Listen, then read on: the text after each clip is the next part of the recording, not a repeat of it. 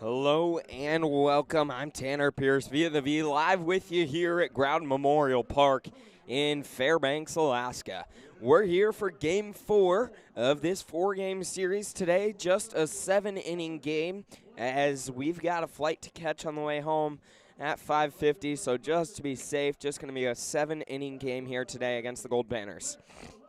Your Studs coming off a tough loss last night against the Goldpanners, just couldn't get the bats going really at all last night, so they struggled a little bit getting the bats going and only put one run on the board, and that wasn't enough as the Goldpanners put up 3. So, Studs coming off. We've got a 2-1 series at the moment. This one, if your Studs win it, they can clinch the win on the series, but if they lose, then we've got a split series 2-2. So looking for a win and looking to come out and do something big. The lineup for your Studs, leading off as he has the last 3 games, is Landon Riker, followed by Kyle Strash, Colin Wolf, Brennan Hancock, Mason Quinlan, Henry Cheney, RJ Green, Brady Hinkle, and Gavin Grant. And all 9 of those guys will be facing Connor Konishi on the mound for the Goldpanners. And Konishi coming out. He's looking to do some work out of San Jose State. Let's see what your Studs can do. Landon Riker, as I said, in the leadoff position for the for the 4th time this series, has led off every game, is one of the few guys that hasn't gotten a break. This whole series hasn't gotten a game off. First pitch he sees from Konishi is called ball 1. So Landon Riker went and told Barry Aiden and said, I want to play all 4 games. And so he's earned that in center field. That ball popped up going at the fence. The first baseman's going to field it in foul territory to make the grab for out number 1. So an F3 is going to be the first out of the game from Landon Riker, and that'll bring up Kyle Strash, the second baseman, who's had this is his 3rd game. Didn't play game 1 on Thursday night, but then played Friday night and I guess Friday and Saturday morning, and then last night, and has been pretty solid at the plate, has been good over there at second. So, first pitch that Kyle Strash sees called strike 1 from Connor Konishi. See what Kyle Strash can do. Strash out of University of Puget Sound, looking to do some work. The sophomore there, originally from Sammamish, Washington, and he fouls that one off to give himself an 0-2 count.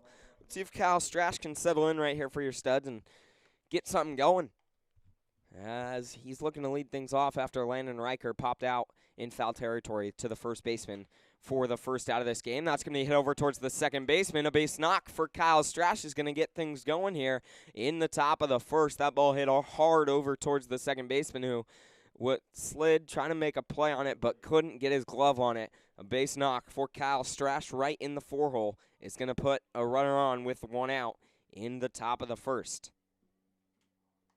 We'll bring up Colin Wolf, the third baseman, who has a really good bat, but just we haven't seen it quite yet this season. Hasn't really broken in. I mean, last night he was kind of talking about it too. He was like, when I'm on, but I've just been struggling so far this year with the Studs. And I mean, he had a great year at Campbell University, who the Camels made it to the postseason for Division I baseball.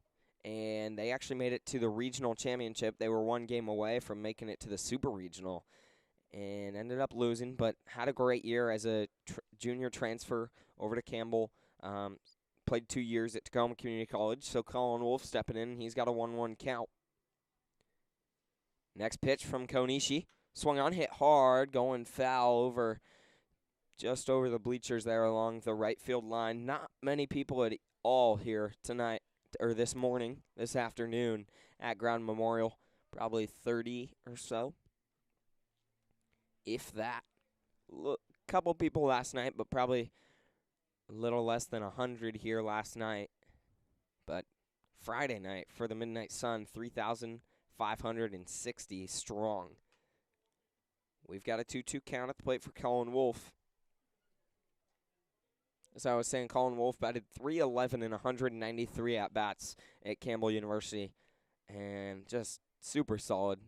Just has struggled a little bit this season for the Studs so far.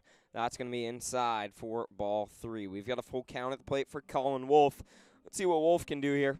Once again, just a 7-inning game here today as we've got a flight to catch to get back home. Your Studs don't have much rest time. We get home, land at 10:30 tonight. They get the day off tomorrow and then head up to Grand Forks on Tuesday for the Grand Forks baseball tournament. Colin Wolf fouls that back. Count remains full, 3-2. So your Studs get one rest day, and then they go up to Grand Forks from Tuesday until Sunday. Then I think they get one more rest day and head up to Kamloops for the Kamloops International Tournament. So 2 tournaments, and then we're back to league play. Colin Wolf's going to hit one hard and deep into center field. The center fielder running back, he's going to make a good play on it there in center field. Good ball, pieced it up there from Colin Wolf, but I mean it was right there to Blake Porter in center field. We've got 2 away now after Colin Wolf lines out to the center fielder, Blake Porter, for out number 2.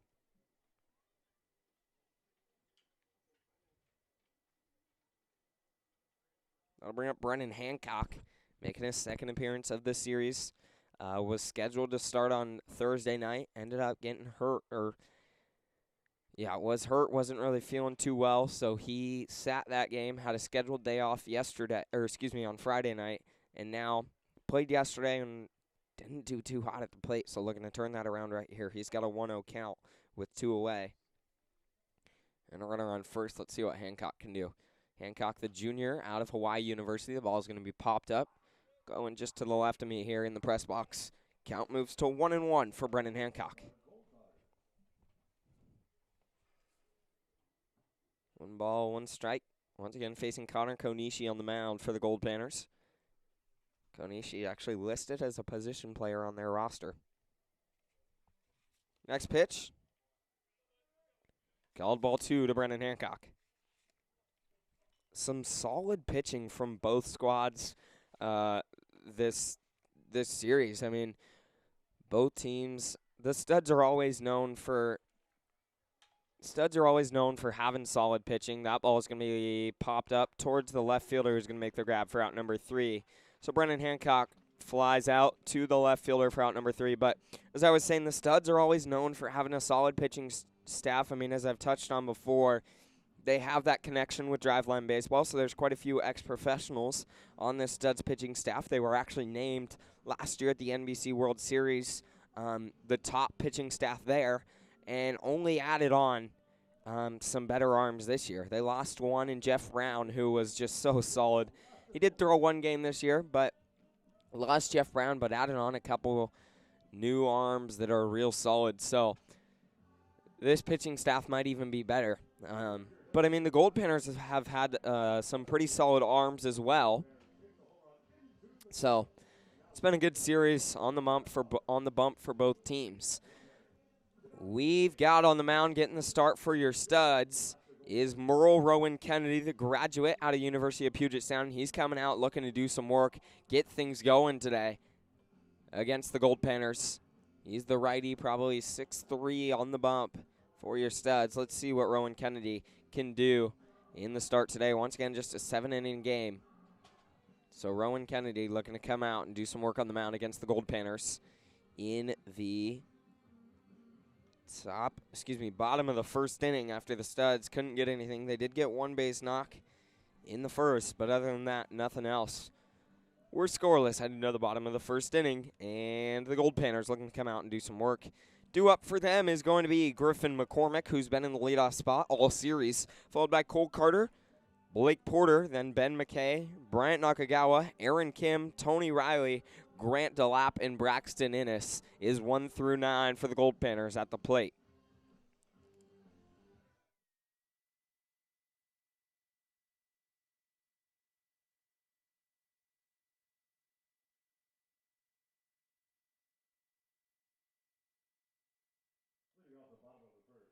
Stepping up is Griffin McCormick into the box, and he's looking to get something going for the Goldpanners here in Game 4, who's looking to get an early lead.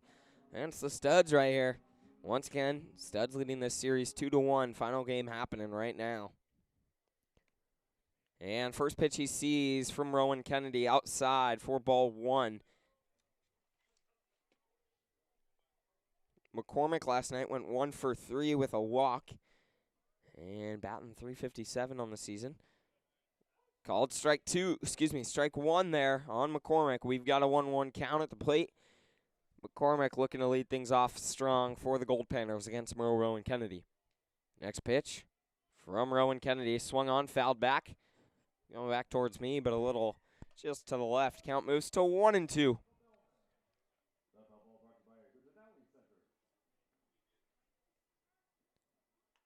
And the 1-2 on its way from Rowan Kennedy from the windup. Swing and a miss from Griffin McCormick. He gets the first out on a strikeout as Griffin McCormick goes down swinging. We've got one away. I'll bring up Cole Carter. Carter went 1 for 4 last night. He's batting .304 on the season, though. He's been real solid. So Cole Carter coming in the 2 spot today. Was in the 3 spot of the lineup last night. And I think in that same spot the other 2 games as well. So Cole Carter stepping in. Next pitch on its way from Rowan Kennedy. A hard chopper to Colin Wolf at third. God, what a glove he's got over there. Colin Wolf makes that play that really wasn't that easy. Look very easy over there at third. Great play from Colin Wolf.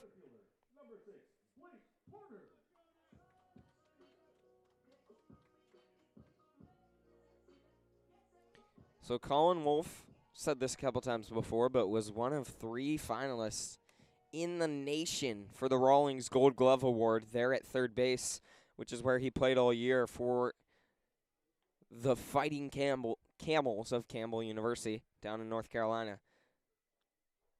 We've got a 1-0 count. Next pitch, down low, ball 2. 2-0 count to Blake Porter. With 2 away, nobody on in the bottom of the first. And next pitch from Rowan Kennedy up high and away for ball 3. Let's see if he can find the zone on this next pitch to Blake Porter. Porter went 0 for 2 with 2 walks last night. He's only batting .091 on the season, though. Big swing and a miss there from Blake Porter for strike 1. So struggled a little bit at the plate this year for the Goldpanners so far. Blake Porter out of Portland University. And that one outside for ball 4. So he walks on 5 pitches to put the first runner on the base paths for the Goldpanners here today in the bottom of the first. That'll bring up Ben McKay, who's looking to come out. He went 0 for 2 last night, but is batting .438 on the season. Has been real good for the Goldpanners. Let's see what Ben McKay can do here. Once again, a runner there on first with 2 outs. First pitch he sees from Rowan Kennedy inside for ball 1.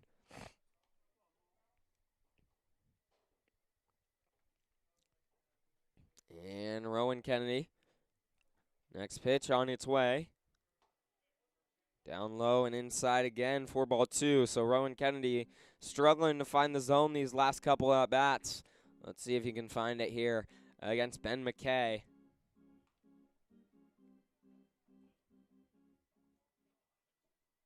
Rowan Kennedy's going to turn around, throw back to first. Runner gets back safely.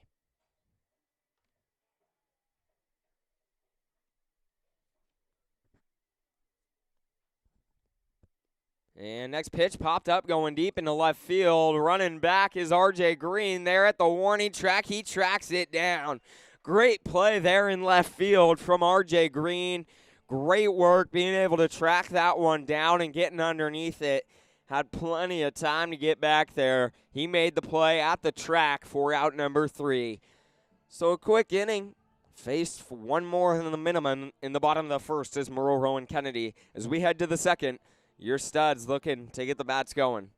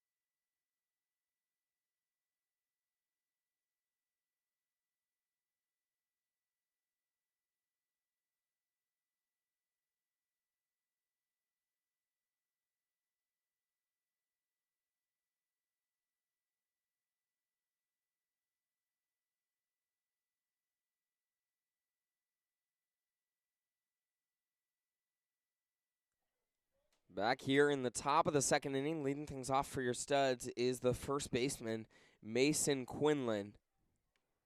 Let's see what he can do. Quinlan stepping in, and he as well has not gotten an off day yet. As I said, Brendan Hancock was supposed to start on Thursday, and when he decided he probably couldn't play because his arm was hurting, Mason Quinlan was the next man up. Quinlan's played all 4. He's got a 1-1 count on him right here in the top of the second inning. Let's see what Mason Quinlan can do for your Studs. Next pitch on its way from Konishi. Good pitch, but just must have missed there. 4-2. Count moves to 2-1. And next pitch from Connor Konishi on its way. Swung on line right up the middle. That almost took off the head of Connor Konishi there. Great hit from Mason Quinlan right back up the middle. Konishi got his head out of the way of that one, but just a line drive straight back over second base is going to lead things off in the top of the second for your Studs. Not much more you can ask right there. Great work from Mason Quinlan, and that'll bring up Henry Cheney. Quinlan stepping in. Cheney stepping in. First pitch he sees is outside, 4-1. So Henry Cheney out of University of Portland. And Cheney looking to come out and do something. Has a great glove there in right field, but does struggle at times at the plate. So let's see what he can do against Connor Konishi. Shows bunt, and he's going to put it down perfectly down the first baseline. He's going to hustle and be there in time. He's going to beat it out. So a bunt perfectly executed there from Henry Cheney right down the third baseline as he beats it down the line. We've got runners on first and second with nobody out in the top of the second. Great start so far here for your Studs.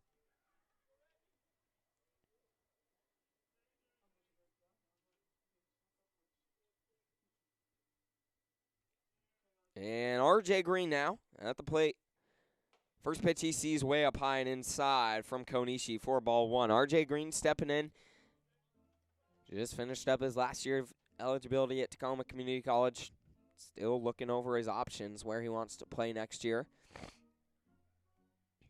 Let's see what R.J. Green can do. Next pitch, Green's going to line that into right field.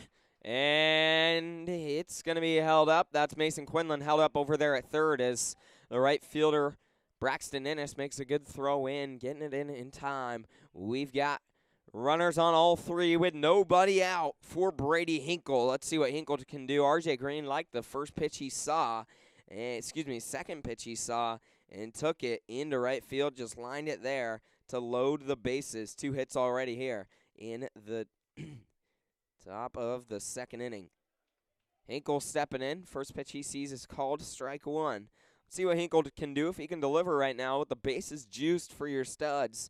And nobody out. Big time opportunity. Next pitch from Konishi on its way to Hinkle. Swung on, fouled back into the net. Count moves to 0-2. Let's see what Hinkle can do.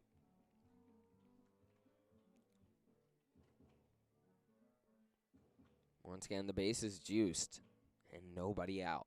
Next pitch from Konishi. Swing and a miss there from Brady Hinkle. He strikes out swinging. Konishi gets his first strikeout of the day on Brady Hinkle, but only the first out of this inning, and that'll bring up Gavin Grant, the shortstop.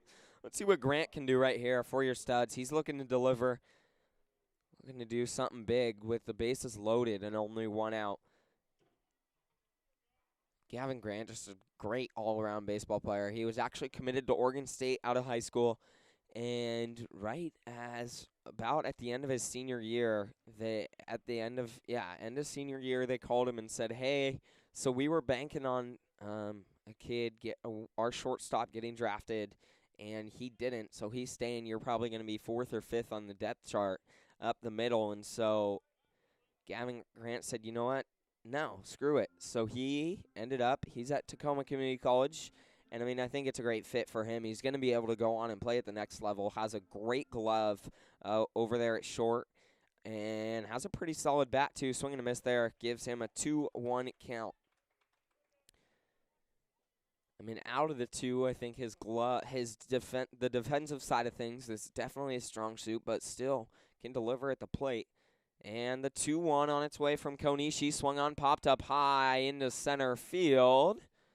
Let's see if he tags. He's going to tag and come home. The throw from the center fielder, it's going to be relayed, but not in time. So the RBI sac fly into deep center field, way up high from Gavin Grant, scores Mason Quinlan from third. So that'll do a job. All you're asking for right there is just to score one. I mean, you're looking for a base knock to maybe score a couple more, but Gavin Grant does the job with a sac fly there into center field.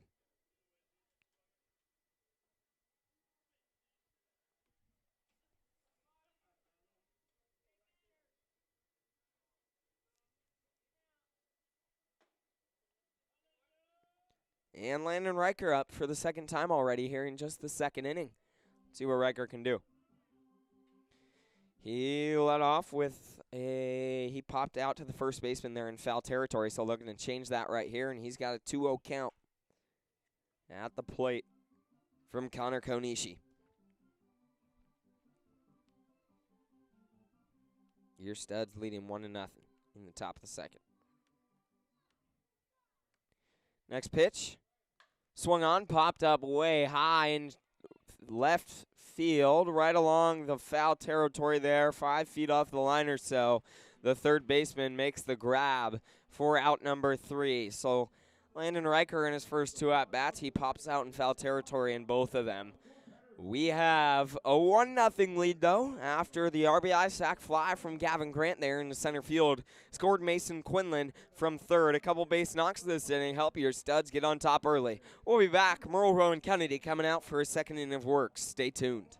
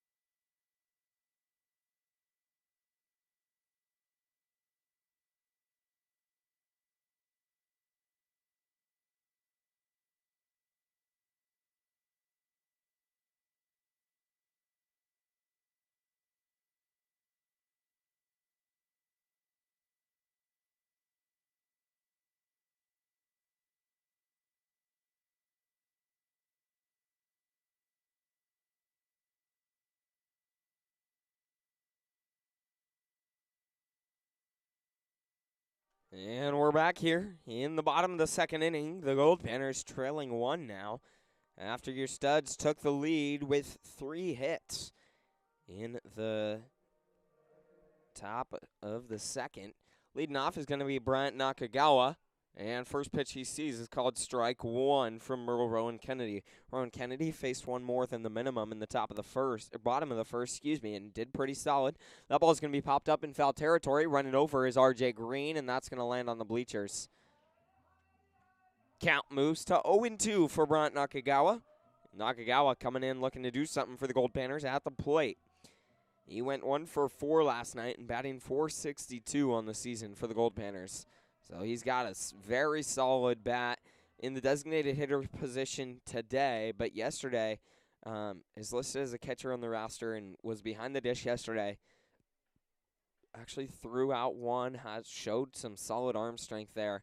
Next pitch from Rowan Kennedy up high for ball 1. So Nakagawa, a pretty solid catcher on this Goldpanners roster.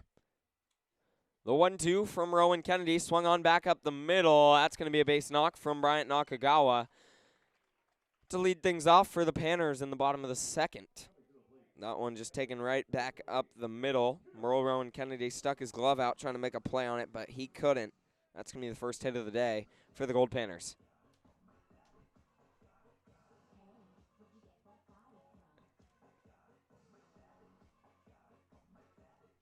So Nakagawa stepping up. Aaron Kim stepping up with a runner on first. And nobody out in the bottom of the second. First pitch he sees from Rowan Kennedy inside, called ball 1.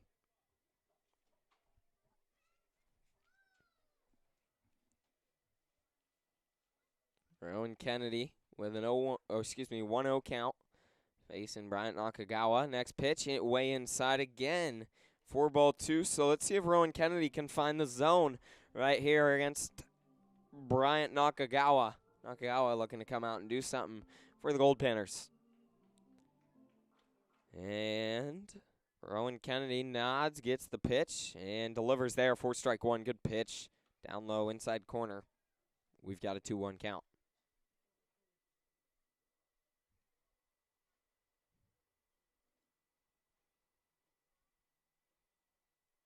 Next pitch from Rowan Kennedy. Swung on, fouled back into the net there behind home plate. Count moves to 2-2 for Aaron Kim.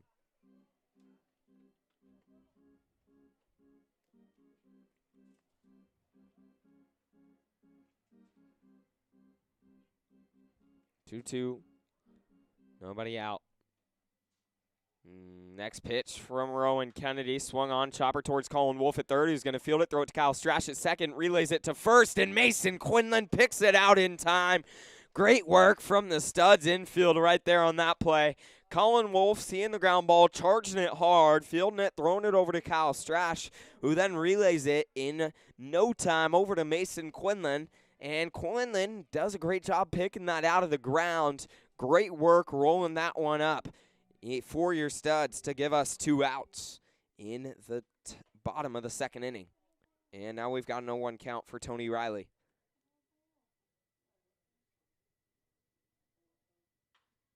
The ball's going to be hit over towards Mason Quinlan at first.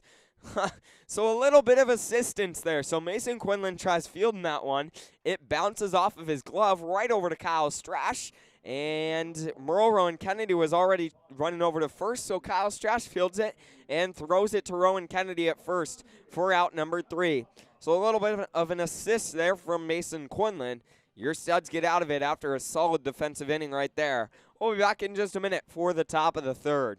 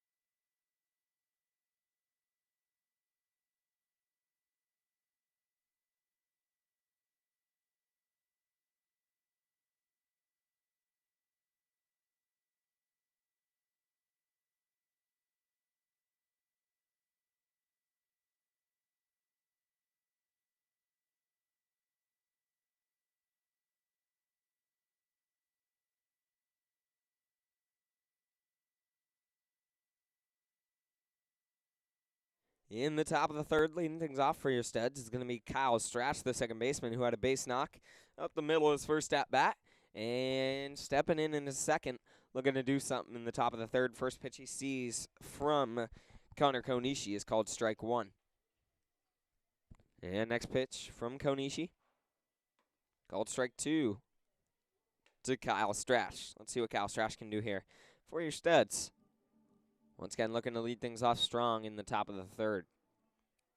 Next pitch. Swung on, popped up, going foul, out of play. Count remains 0-2, fighting for his life is Kyle Strash.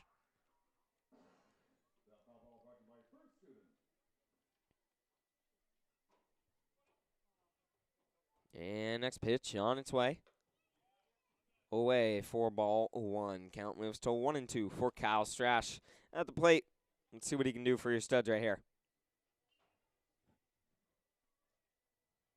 Next pitch, swung on, hit hard down the first baseline. That looked like it was going to be trouble. but it goes foul. Count remains 1-2 for Kyle Strash, who's battling at the plate for your Studs against Connor Konishi. Once again, just a 7-inning game here today. Next pitch, up high for ball 2 to Kyle Strash. Already 6 pitches, though.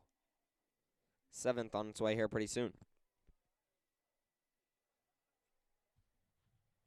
He's going to watch that slide by. We've got a full count now at the plate for Kyle Strash. After getting down 0-2, he's battled back and made this one interesting. The 3-2 on its way from Connor Konishi to Kyle Strash. He watches it slide by for ball 4. So Kyle Strash battles back from getting down 0-2 and sees 6 pitches. Makes it a walk to lead things off in the top of the 3rd for your Studs. Great work at the plate from Kyle Strash, and Miles Kaiser, the manager for the Goldpanners, is going to head out to the mound and have a quick word with Connor Konishi. Way out in left field, just on this side of the mountains, we've got lots of smoke. I guess there's about a 400 acre fire happening over that way, and so that's what all this smoke is from. You can see it pretty strong, just very thick clouds of smoke out there deep in left field.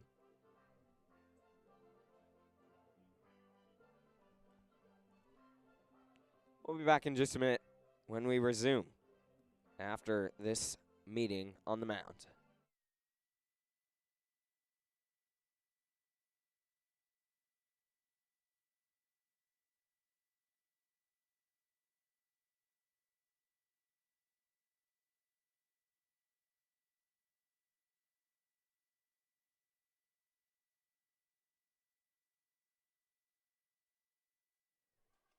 That'll bring up Colin Wolf, the third baseman, stepping up with a runner on first after Kyle Strash led things off with a walk.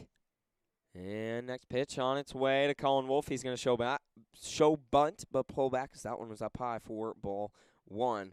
Wolf, his first at bat, barreled a ball up to center field, but it was caught there in deep center from Cole Carter. 1-0 count. Next pitch on its way. Wolf shows bunt, lays it down the first baseline. He's going to hustle. That's going to be a close play there, but they get it. Close one. Great hustle from Colin Wolf down the first baseline, but great work from the second baseman getting there and covering first, being there in time. But a sac bunt from Colin Wolf does advance Kyle Strash to second in the top of the 3rd.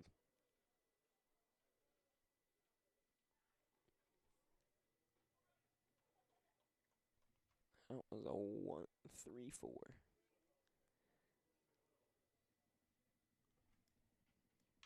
And that ball hit deep into right field. The right fielder going back, Braxton Innes, and he's going to make a good throw towards 3rd, but Kyle Strash is going to be there. Brennan Hancock barreled that one up, but it just died. I thought he was going a lot further than it did. It did advance Kyle Strash to 3rd, though. So a sac fly there from Brennan Hancock moves Kyle Strash to 3rd base, just 90 feet away from home for Mason Quinlan. Let's see if he can do what he did last time and maybe get a base knock. That's going to be hit deep into center field. Running back is the center fielder, though, Cole Carter, who makes the grab for out number 3. So the Goldpanners play some good defense. Lots of balls just hit straight to the guys for your Studs after they had an opportunity to maybe put another on the board, but they can't. We head to the bottom of the 3rd. Let's see what your Studs can do if Merwell and Kennedy can continue to deal.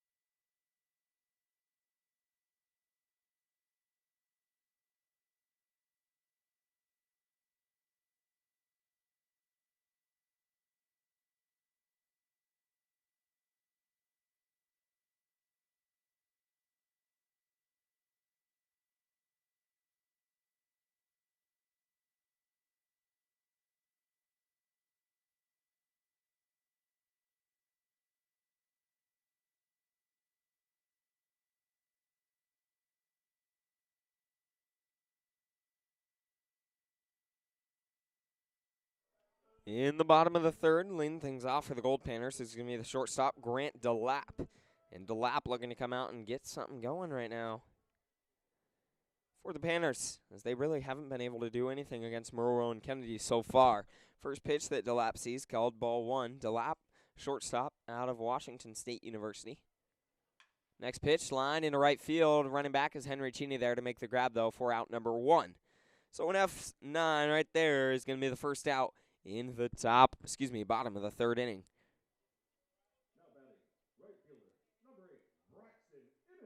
Great work from Roro and Kennedy on the mound for your studs. I'll bring up Braxton Innes, the right fielder, who's played all 3 games so far.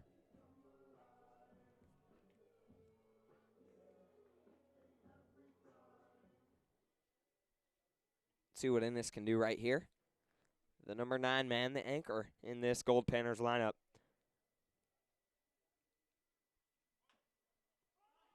And Innes is going to hit that. It goes foul, though. Count is 0-1 for Braxton Innes at the plate.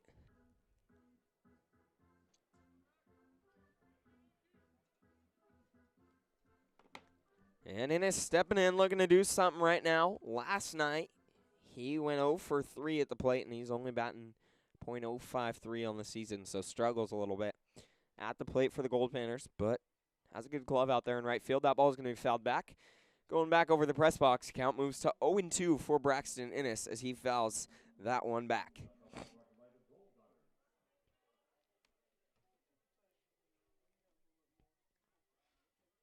And Innes stepping back into the box right here. Next pitch from Rowan Kennedy. He delivers on the outside half, and you knew it was right there. Especially Brady Hinkle caught it and popped up right away to throw it down to third. Great pitch from Merle Rowan Kennedy, delivering on the outside half.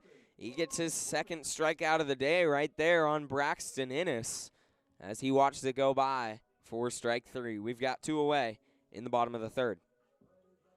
Little rep Griffin McCormick, who struck out his first at-bat, looking to change that right here against Rowan Kennedy, who's been real solid on the bump so far today. Next pitch, big swing and a miss from McCormick. Count is 0-1.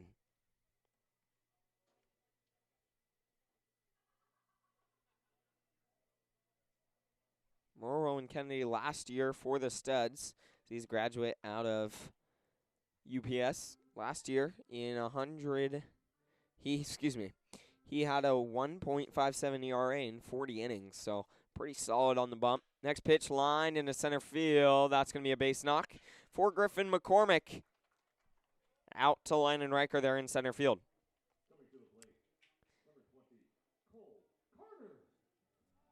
So great work from Griffin McCormick, making an adjustment and taking that one right back up the middle. We've got a runner on with 2 outs now for the Goldpanners, and that'll bring up Cole Carter. Carter grounded out to Colin Wolf, his first at-bat. So he's looking to get on board right here against Merle and Kennedy and keep this inning alive for the Goldpanners.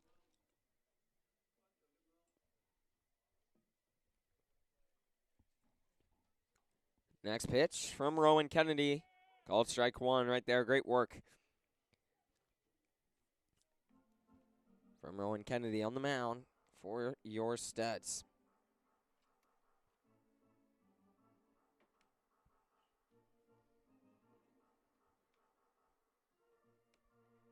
And the 0-1 on its way. Big swing and a miss there from Cole Carter.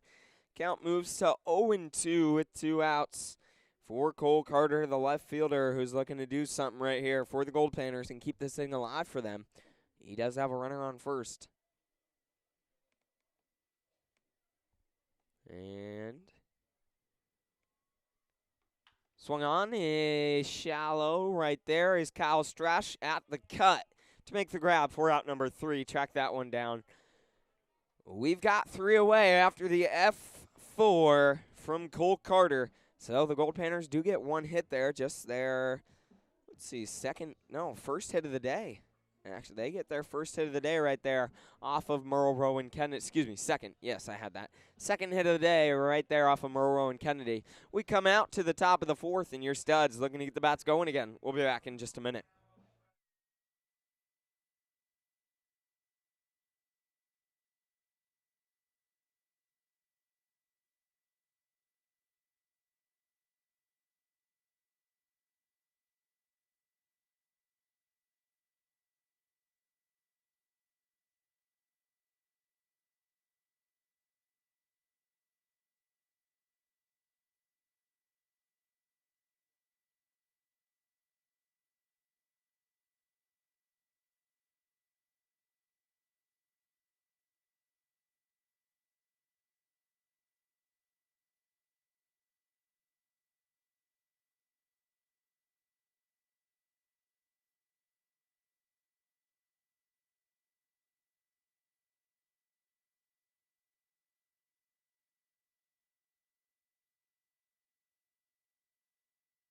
In the top of the fourth, Henry Cheney leading things off for your Studs. Let's see what he can do. His first at bat, he laid down a great bunt down the third baseline. And looking to do something right here. In his second, first pitch he sees from Connor Konishi is called ball 1.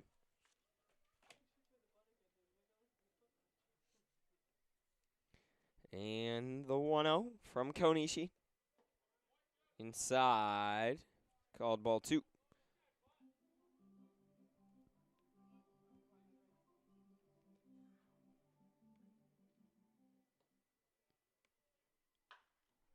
The ball's hit over towards Grant Delap at short, who's going to field it, throw it to first in time as the first baseman stretches to make the grab. He does, though. And count is, we've got one away after the ground out there from Henry Cheney. I'll bring up R.J. Green. Green, who had a base knock right into right field, his first at bat. So he's looking to keep it up right here. Let's see what R.J. Green can do. First pitch of this at bat. Down low, in the dirt, and away for ball 1.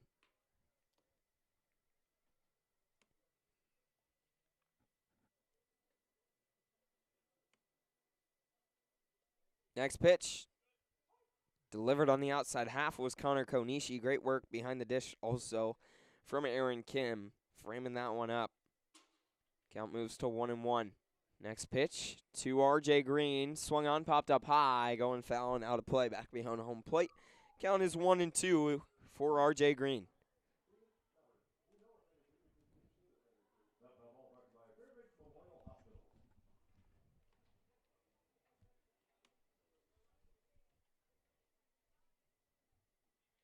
And next pitch, the 1-2, swung on, hit, foul down the first baseline. Good work from R.J. Green, fouling that one off, keeping himself alive at the plate. Let's see what he can do.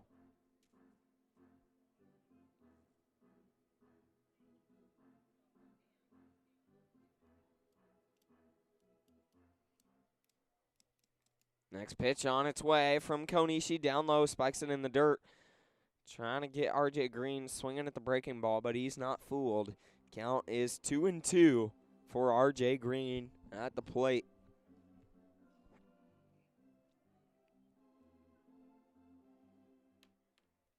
Next pitch from Konishi on its way, swung on into center field. Going back is the center fielder, Cole Carter.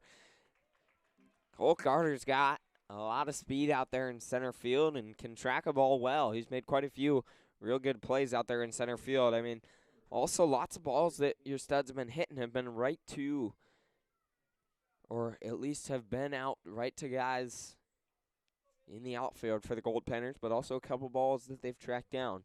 So, we've got 2 away after the line out there from R.J. Green in center field.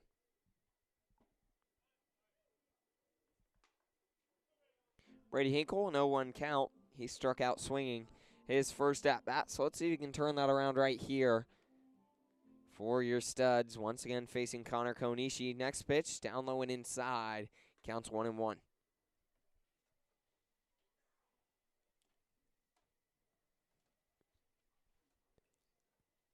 And next pitch, up high, ball 2.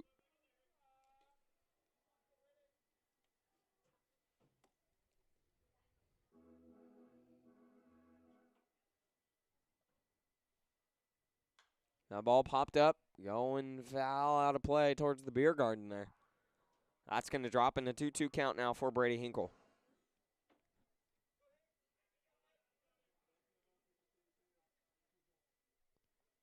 Next pitch from Konishi, down low, ball 3. We've got a full count.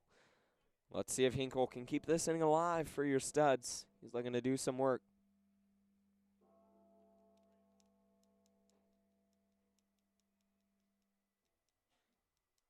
Next pitch, swing and a miss. Brady Hinkle goes down swinging for the second time today. He's a little frustrated about it. Coming into this series, he was the second highest batting average on the team, and I think he went 0 for 3 the other night, maybe 1 for 4, and 0 for 2 so far today. That was out number 3. We head to the top of the 4th. And coming out on the mound for your Studs is going to be Tegan Aiden, who takes over from Merle Rowan Kennedy, who threw 3 scoreless, only giving up 2 hits. Did a great job starting this one off. Let's see what Tegan Aiden can do for your Studs. We'll be back for the bottom of the 4th inning.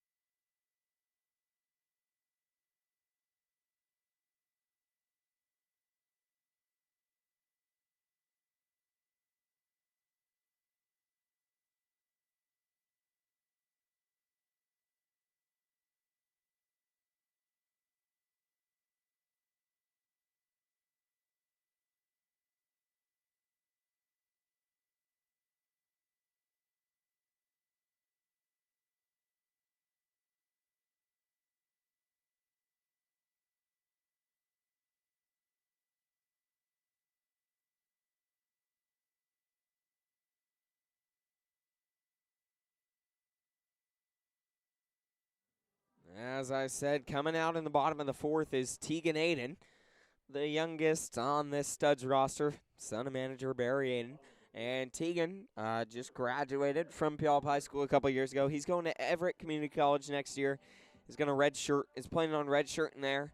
I mean, Tegan's only been playing baseball for 4 years, which is kind of surprising how big of a baseball family he's grown up in. But he's only been playing baseball for 4 years now. So Tegan Aiden coming out and looking to do some work. First batter he'll face is Blake Porter, the center fielder. Let's see what Aiden can do. First pitch, Porter's going to show bunt. It's going to go foul. Count is 0-1. But, I mean, talking about that baseball family, his dad, Barry Aiden, the manager on this Studs team, and has been around baseball for all his life. Got drafted in the 2nd round. Didn't actually go as he had a kid. That ball hit over towards Kyle Strash at second. Who's going to field it and throw it to Mason Quinlan at first for a 4-3 ground out for out number 1. That's all Tegan Aiden can ask for is if he can get ground balls. He's going to strike out kids every once in a while, but if he can get ground balls, he's going to be real solid. Just he struggles at times finding the zone. So if he can do what he did right there, he's going to do well. Next pitch from Tegan Aiden, way up high and away for ball 1. But yes, Tegan Aiden's dad, Barry Aiden, the manager, and one of his 3 brothers, up high and away for ball 2. Cody Aiden, who was actually a longtime assistant on the Studs roster last year, was his first year not being an assistant, but because Cody Aiden was one of the founders of Driveline that I've talked about before, or one of the co-founders, called Strike One. And he actually last year got a job as with the Texas Rangers as part of their research and development development program, and then actually this year got the job as the pitching coach for the Spokane Indians, their rookie ball team. So just Cody Aiden, such a cool story. I mean, coming out, didn't really throw much in high school, and has got some work and has made it big. Popped up high, the ball going back. Kyle Strash about 15 feet off the turf there from the infield, makes the grab for out number 2. Once again, great work so far from Tegan Aiden. Lots of plays to Kyle Strash over there at second. feel like he's made quite a few. Let me see.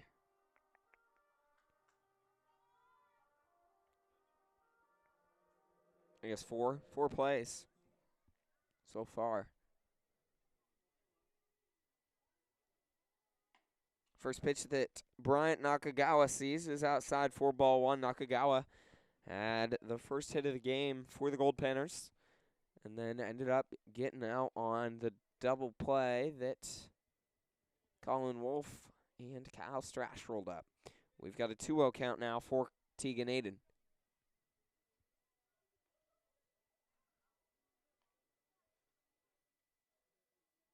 Up high, 4-3. Count goes to 3-0 for Bryant Nakagawa.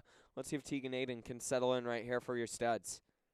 Just looking to get a ground ball, put a ball in play. Next pitch from Aiden. Called ball 4, so Bryant Nakagawa is going to walk on 4 pitches. To put a runner on with 2 outs in the bottom of the 4th.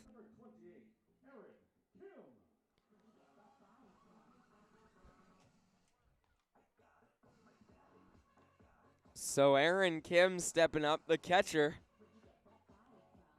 for the Goldpanners. He's looking to do some work. Runner on first with 2 outs. Tegan Aiden just looking for a ground ball right here. And first pitch to Aaron Kim is called ball 1.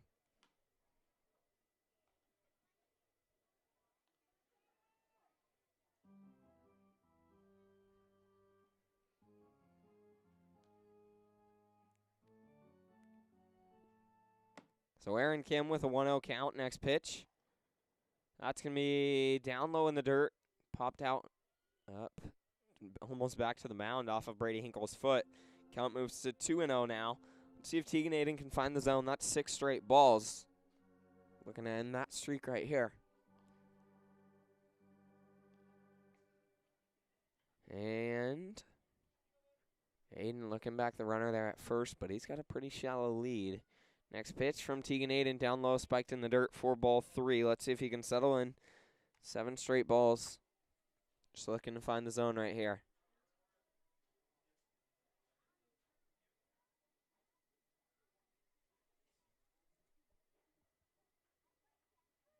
And the 3-0. Popped up high into right field. Henry Cheney running over, tracking it down. Kind of overran that, but he makes the grab for out number 3. So Tegan Aiden gets out of it. Great work on the bump for Tegan Aiden, coming out and just getting a couple outs, putting the balls in play, trusting his defense. So we head to the top of the 5th. Your studs looking to put a couple of runs on the board. We'll be back in just a minute.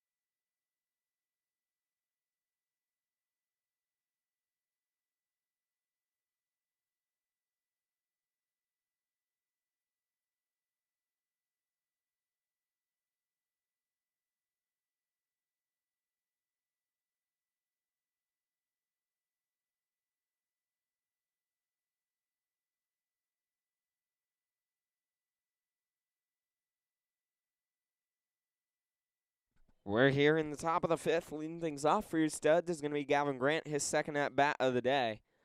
And first pitch on its way. It's going to be inside for ball 1. Looks like it's going to be the last inning for Connor Konishi as Goldpanners have got someone out there getting hot in the bullpen. Next pitch to Gavin Grant, up high, ball 2. So he's got a 2-0 count. Grant had a sacrifice, an RBI sac fly into center field his first at-bat. They brought the first and only run so far across the board of the game for both teams. 2-0 count to Gavin Grant. 3-0, excuse me. This could even be Konishi's last at-bat if he walks Gavin Grant. Next pitch. Called strike 1. Good pitch from Konishi there. We've got a 3-1 count.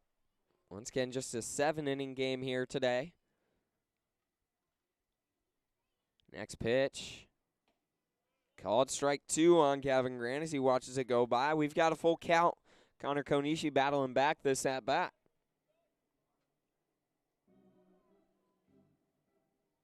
And the 3-2 from Konishi to Gavin Grant.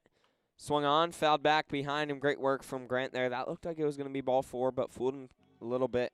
Was still able to make contact, though, and stay alive there at the plate. 3-2 count.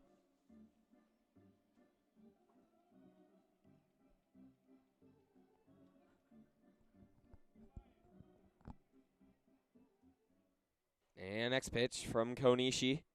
Swung on, hit towards the third baseman who's going to field it, throw it to first. Gavin Grant, I think he beat. Oh, that was a close one. I thought he might have beat that one out, but they said he didn't. Great hustle down the line from Gavin Grant, though. We've got one away after he grounds out on a 5-3 putout. I'll bring up Landon Riker. Riker, who is 0 for 2 on the day, looking to turn that around. First pitch he sees. He swung at that one, kind of a lousy check swing there for strike 1. So let's see what Landon Riker can do right here. If he can figure something out for your studs, I'm going to settle in. Next pitch on its way. Riker is going to hit that down the third baseline, but it's going to go foul. Struggling a little bit so far today at the plate is Landon Riker.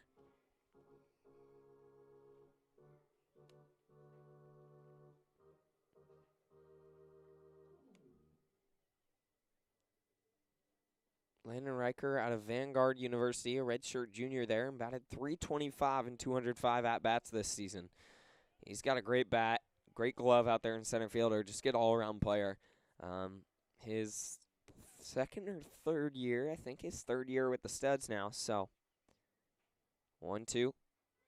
Swing and a miss there from Landon Riker. He's going to strike out swinging for out number 2 here in the top of the 5th. Not super.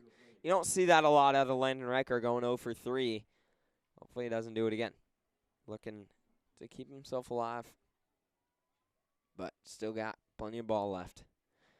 First pitch on its way to Kyle Strash. Called ball 1. Kyle Strash 1 for 1 with a walk, so he's reached base both times today. Had the first hit of the game back in the first. Swung on, hit, foul down the first baseline. Count is 1-1 for Kyle Strash. See what Strash can do.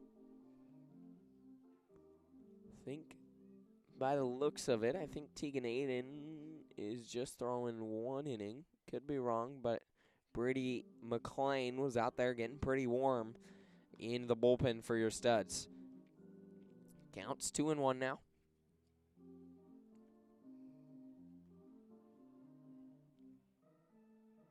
And next pitch on its way to Kyle Strash, the 2-1.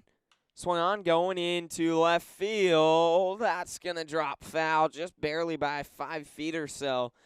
Good hack there. Kyle Strash is going to head back to the bag. Or excuse me, to the base. Let's see what he can do with the 2-2 count.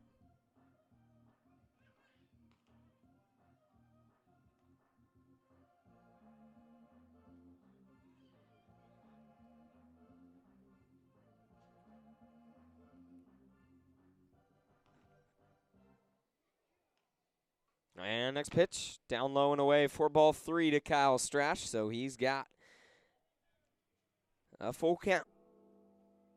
Let's see what Strash can do right here for your Studs. 3 balls, 2 strikes with 2 outs And nobody on. Looking to keep this thing alive for your studs. Swung on. That's going to be a base knock up the middle. Make that reach in base all 3 times today for Kyle Strash.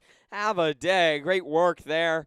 Taking that one with a full count and just a base knock right back up the middle. We've got a runner on first with 2 outs in the top of the 5th.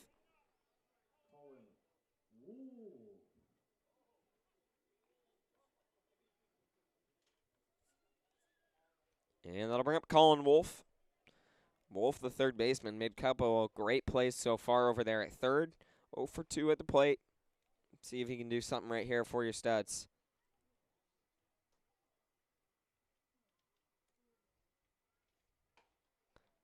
Called ball 1 there to Colin Wolf.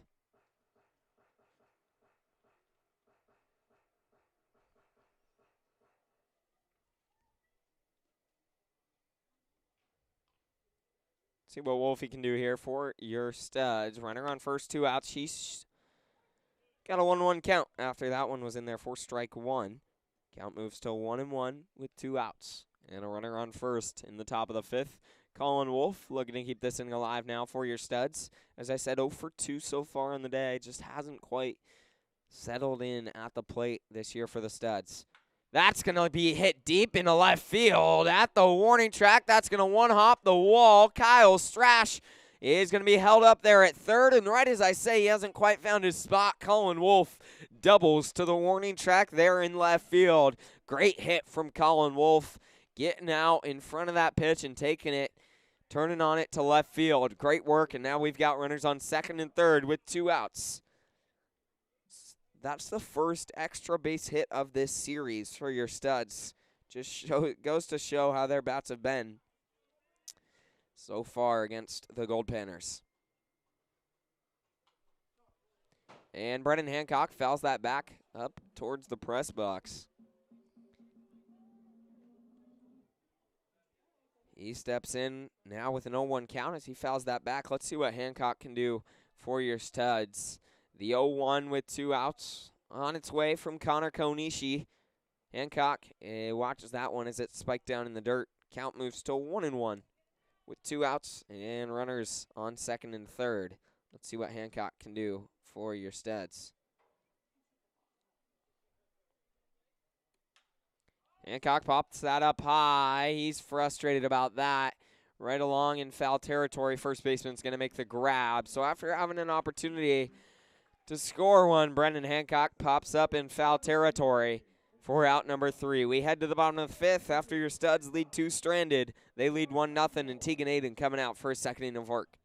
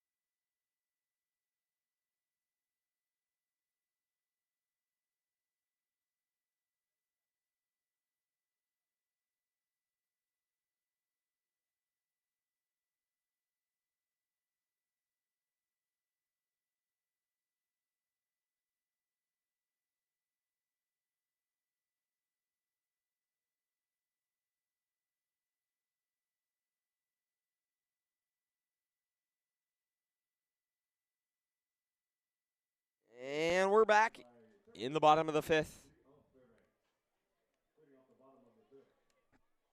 Not for the Goldpanners in the bottom of the 5th is going to be Tony Riley, the third baseman, who's making his first appearance of the season. First pitch he sees from Tegan Aiden's way outside for ball 1. So we've got a 1-0 count. To Tegan Aiden, if he can throw strikes, he does fine.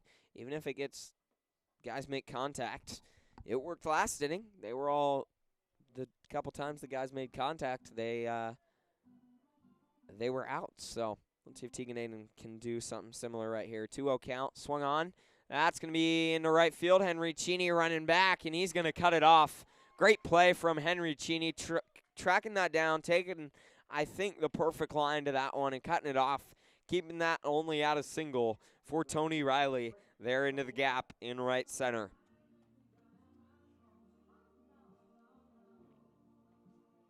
Let's see what Grant DeLapp can do right here. He's got a runner on first with nobody out in the bottom of the fifth. Tegan Aiden looking for a ground ball right here. That'd be huge. Grant DeLapp flew out to Henry Cheney his first at bat. They're going to turn that around right here. First pitch he sees from Tegan Aiden way outside for ball one.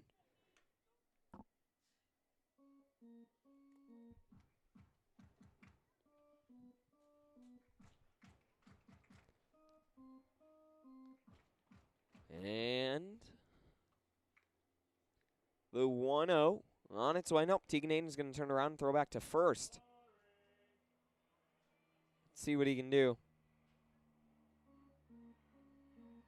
Once again, that is Tony Riley, the third baseman over there at first. Grant DeLapp at the plate, the shortstop. Next pitch from Tegan Aiden. Grant DeLapp's going to show bunt, put it down the first baseline. Great play. Oh, shoot, that's going to be a mistake there. So a throwing, what are we going to score that? I think that's an E2. A little bit of miscommunication there between Tegan Aiden and Brady Hinkle on that bunt. As Grant DeLapp puts it down great down the line. And I think that's an E2 right there, a throwing error, because there was miscommunication. Brady Hinkle had to turn around and throw it hard down to first. And it went off the helmet of Grant DeLapp, I believe.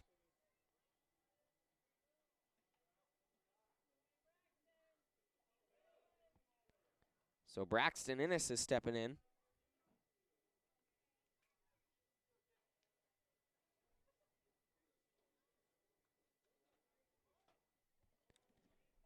First pitch he sees down low for ball one. He shows bunt. We've got a 1-0 count. I'm not sure. Once again, runners on the corners. 0-1 count. With runners on the corners for the Goldpanners. They've got an opportunity right here to maybe put one on the board with a runner over there at third. And he puts a bunt down the first baseline. Tegan Aiden's going to turn around, throw it away. So Tegan Aiden makes an error, trying to make a play on the bunt from Braxton Innes, and it gets back behind Kyle Strash, who's covering at first. Just not what you want to see right there. I mean, Tegan Aiden just throws that one away. Runner comes across the plate, and two runners on second and third. They at least should have had one out on that, but nothing. After the E1, second error of the inning.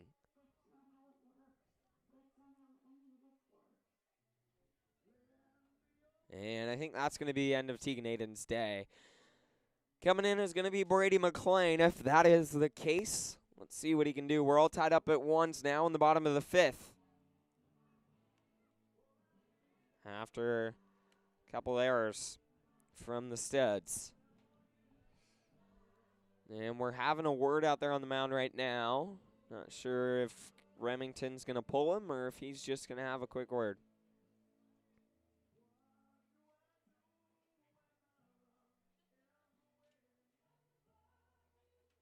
Looks like just a quick word out there with Tegan Aiden on the mound. I think they're just talking about what happened on that play. But we'll see. After the error there, Grant DeLapp on third, Braxton Innes on second.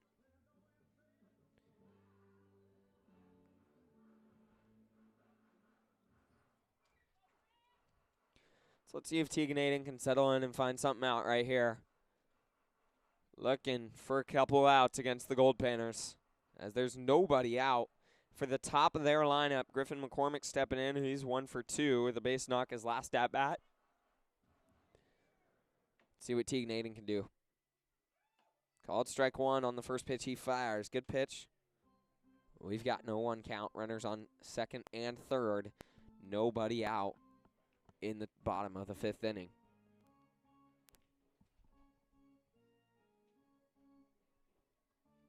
Next pitch from Tegan Aiden, hit back towards himself. At first, he's going to field it, throw it to first, and throw it to Mason Quinlan that time for out number 1. Good play from Tegan Aiden there.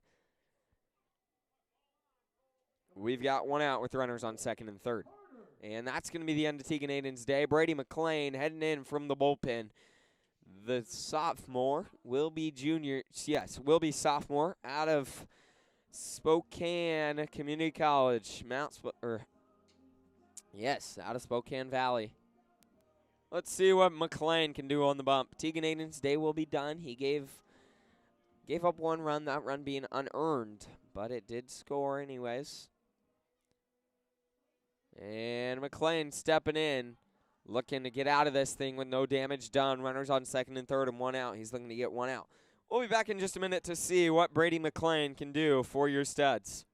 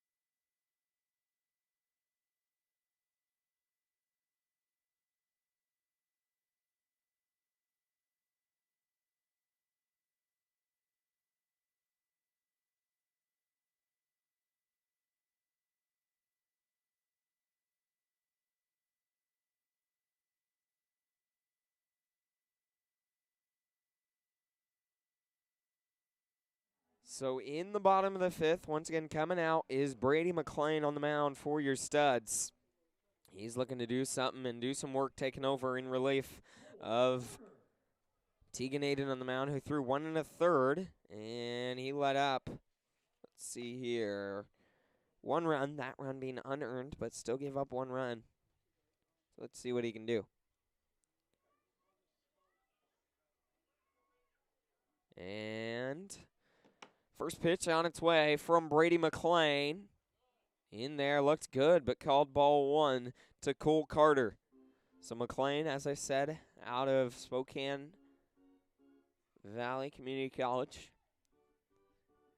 One of many pitchers. Didn't get much time this year for Spokane, as they had they kind of over-recruited guys, over-recruited pitchers last year. So McLean didn't get much time, was originally committed to PLU, but then ended up decommitting and going over to Spokane Valley. The 1-1, swung on, fouled back, count is 1-2. At the plate for Cole Carter against Brady McLean. McLean is senior year in high school, though. At Puyallup High School, was SPSL MVP just last year. Had right around a 1. I think he was low 1 ERA. I mean, only 2 walks on the season. Had a great year. And let's see what McLean can do. He's got a 2-2 count.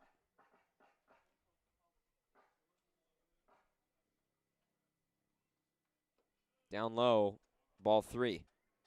So full count. Cole Carter looking to do something for the Goldpanners right now with 1 out. Runners on second and third.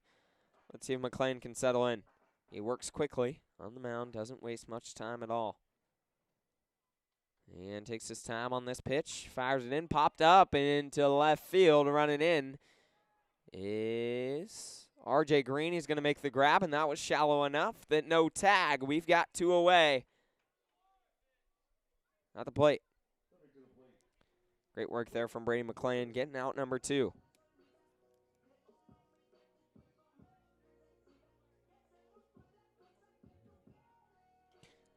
That'll bring up Blake Porter, the center fielder, who is 0 for 1 with a walk today. And he's looking to do something for the Goldpanners right now with runners on second and third. First pitch he sees from McLean. Fired in there over towards Kyle Strash at second, who's going to field it, throw it to first. Big time play there from Kyle Strash, getting that ground out, making the play for out number 3. Goldpanners do get one back as they tie it up in the bottom of the 5th. We head to the top of the 6th. Let's see if your studs can get their bats going and regain the lead right here. Great work from Brady McLean coming out with runners on second and third, only one out, and getting out of it with no runs across the plate. We'll be back in just a minute.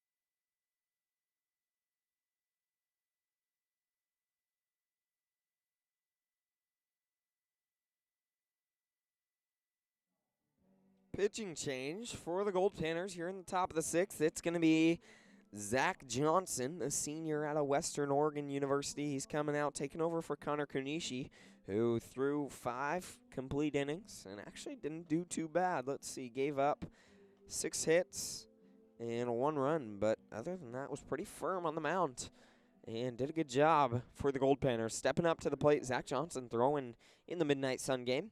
And stepping up right now is going to be Mason Quinlan, the first baseman. And Quinlan is 1 for 2 on the day, so let's see what he can do here in the top of the 6th.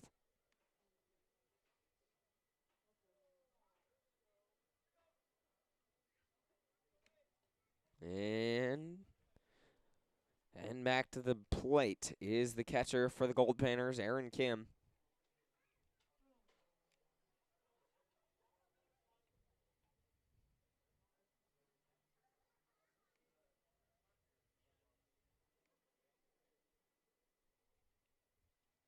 First pitch that Mason Quinlan sees is called strike 1.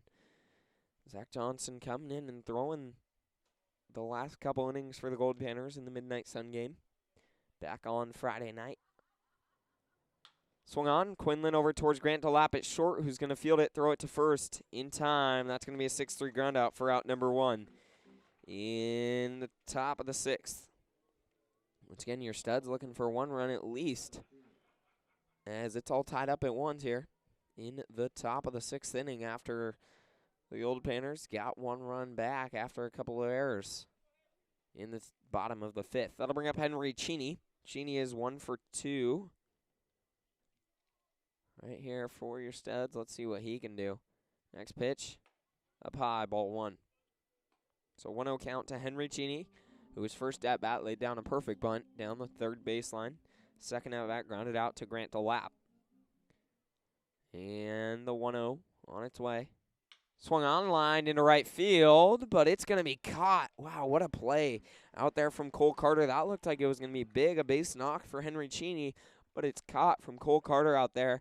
That ball hit well, hit hard, but it was right to Cole Carter there in center field for out number 2.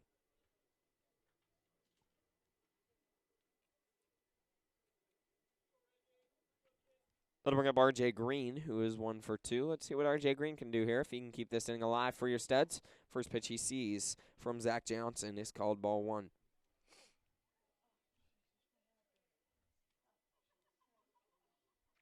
RJ Green looking to keep this inning alive for your studs, get something going for them at the plate. Called ball 2. So a 2-0 count now for RJ Green at the plate.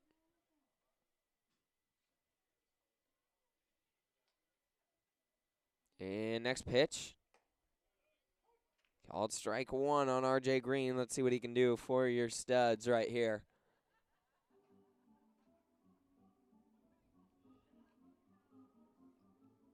And the 2-1 on its way.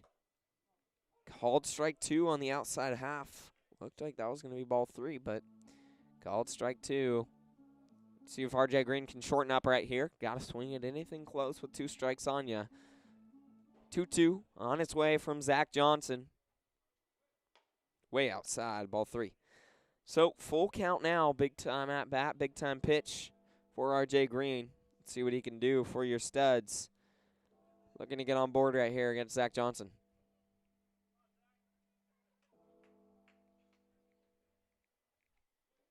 Called ball 4 down low in the dirt to RJ Green. He's going to walk right there. Great work on 6 pitches. He walks to put 1 on with 2 outs in the top of the 6th. And then I'll bring up Brady Hinkle, who struck out twice today. Looking to turn that around right here against RJ Green. Excuse me, for RJ Green to maybe do something for your studs against Zach Johnson. And first pitch to Hinkle. Up high, ball 1.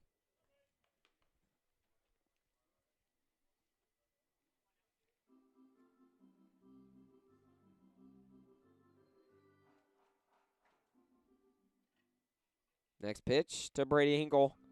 Called strike 1. We've got a 1-1 count, as that one was down low, bottom half of the zone for strike 1. So 1-1, runner on first with 2 outs. Let's see what Brady Hinkle can do for your studs right here if he can get something off of Zach Johnson. Next pitch, Hinkle, big swing and a miss for strike 2. Count is 2-1. So let's see if Hinkle can settle in. Struggled his first 2 at-bats. See if we can turn it around. And the 1-2 from Zach Johnson up high, called ball 2 to Brady Hinkle. So a 2-2 with 2 outs. Runner on first. Hinkle looking to keep this inning alive for your studs against Zach Johnson and the Goldpanners. Next pitch on its way. Swung on, going foul. Out of play. Good work there from Brady Hinkle, keeping himself alive as he fouls that one way out of play.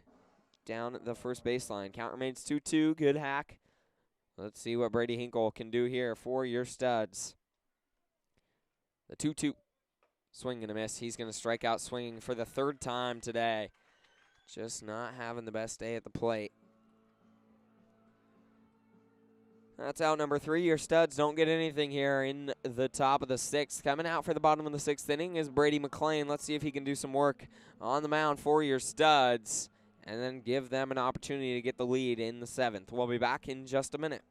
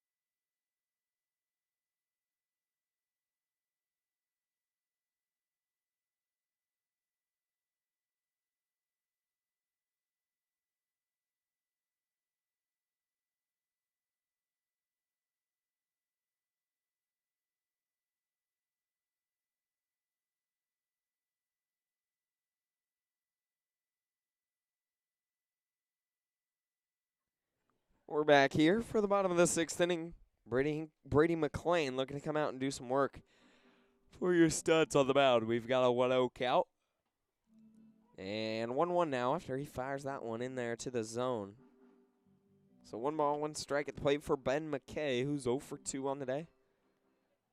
And next pitch from McClain. Down low and away, ball 2. So 2-1 count. Let's see what McClain can do right here for your studs.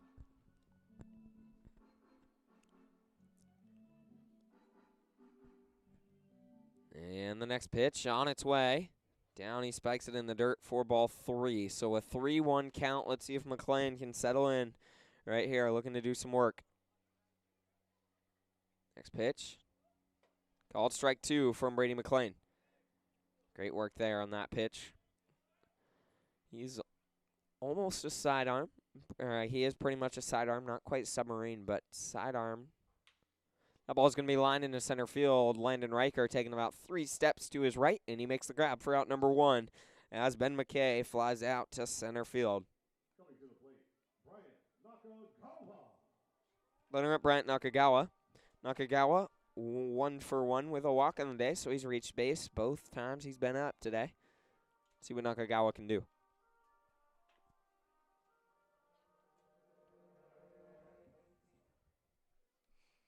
Next pitch on its way. Swung on, hit into right field. Running back is Henry Cheney, who's going to track that down and make the grab for out number 2. Great work there in right field from Henry Cheney. Now batting, Aaron Kim.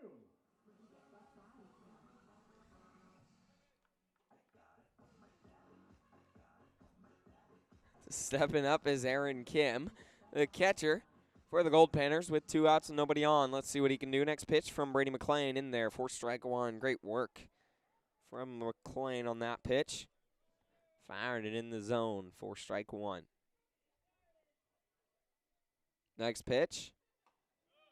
Curveball tailing back in, but down low for ball 1.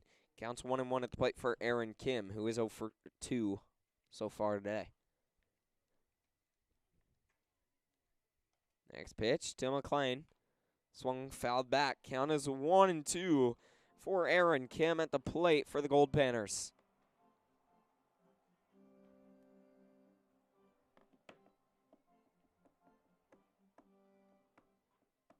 Next pitch. Swing and a miss. Brady McClain gets him on the off speed there for strike 3 and gets his first strikeout of the day right there. Great work from McClain getting out of that for your studs. We head to the top of the 7th. They're looking to put at least 1 on the board. Let's see if they can do that. We'll be back in just a minute.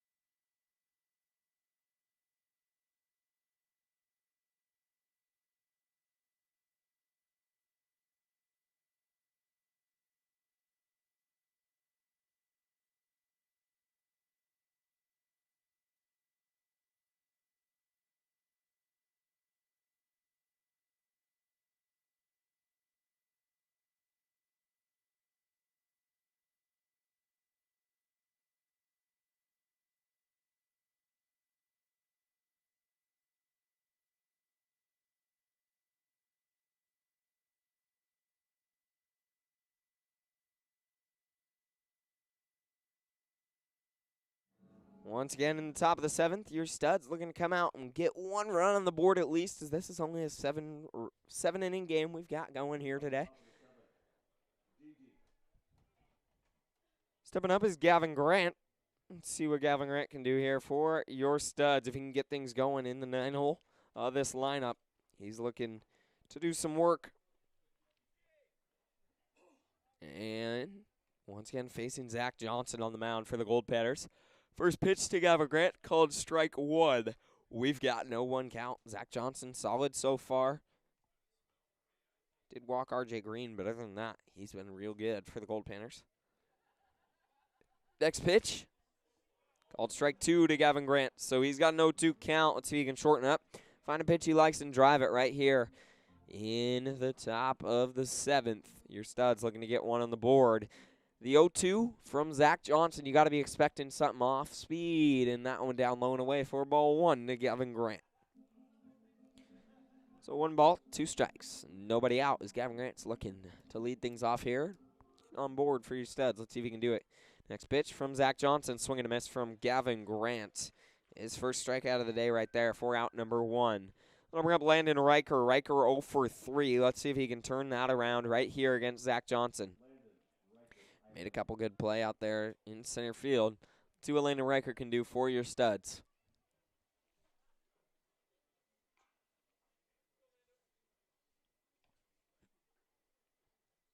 And first pitch he sees from Zach Johnson. Swung on, going into right field. That's dropping fair. That's going to be a double at least for Landon Riker.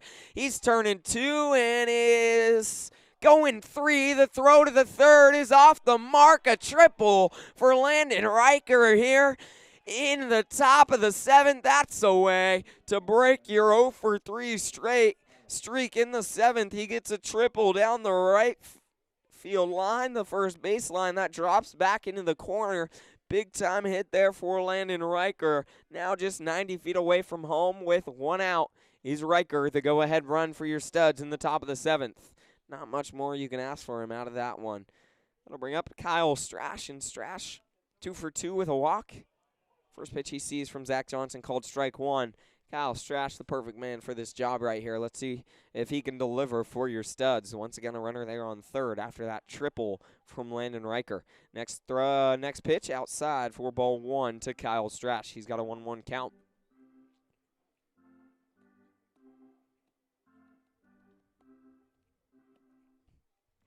And next pitch. Swung on, chopper towards the shortstop. Not what you want there. Is that one infield in? Landon Riker couldn't go anywhere. We've got 2 outs now after the 4-3 ground out. That was to the second baseman. 4-3 ground out for out number 2. Let's see if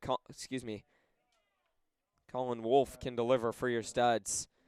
He had a big double his last at bat, looking to do something right now. Once again, Landon Riker there at third. Colin Wolf also a good man for this job right here. Let's see if he can deliver with 2 outs. Wolf 1 for 3 with a double. See if he can find a gap. That's going to be ball 1 to Colin Wolf. Studs just looking to drive Landon Riker in from third. That's all they need right here. And the 1-0 from Zach Johnson. Down low for ball 2 to Colin Wolf. Good at bat so far from Wolf. Big time at bat for Colin Wolf right here this second. He's got a 2-0 count, 2 outs in the top of the 7th. He's going to watch strike 1 slide by up high and inside. That looked like it was a little questionable, but called strike 1. Count is 2-1 for Colin Wolf with 2 outs and a runner on third. He's just looking to drive in Landon Riker from third. Let's see what he can do. And next pitch, Wolf fouls that back over towards the press box, and he heads back with a 2-2 count. Let's see if Colin Wolf can get something. As I was saying earlier, last night Wolf was kind of talking, when I'm on him, he was saying when he's on, he's on. But he's just struggled so far this year at the plate for the Studs and really hasn't been himself. Swung on, going foul. Great work from Colin Wolf right there at the plate, fouling that off, keeping himself alive. But, also, as we were sitting there last night, he was talking a little bit about his strategy at the plate yesterday, and it's so cool to hear the guys' strategies at the plate, the different approaches they take, and he was just talking about reading, but when you're in the game, he saw what the pattern was from the pitcher.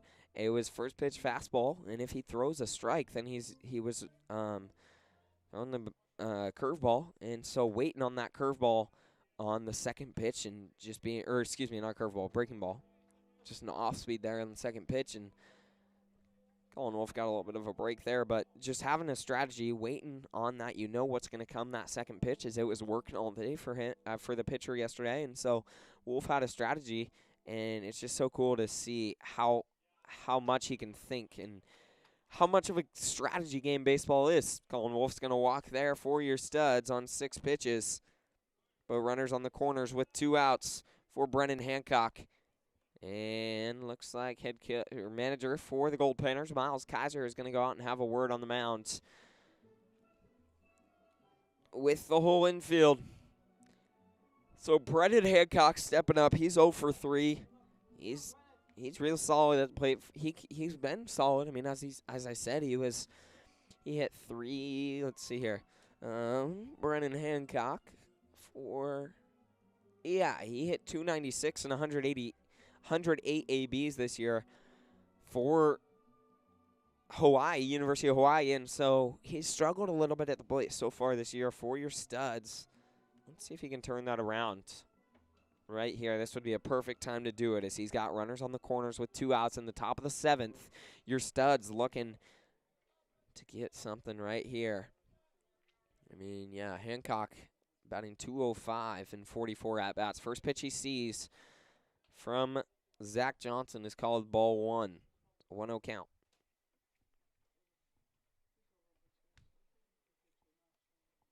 And the 1-0. Make it a 2-0. That one up high and away for ball 2. We've got 2 balls, no strikes for Brennan Hancock. Let's see if he can deliver right here for your studs in the top of the 7th. He's looking for something big. Swung on, chopper towards the second baseman, who's going to field it and throw it to first in time. Brennan Hancock's going to ground out to second base. Just not what your studs were looking for there after the triple from Landon Riker. They can't get anything out of it.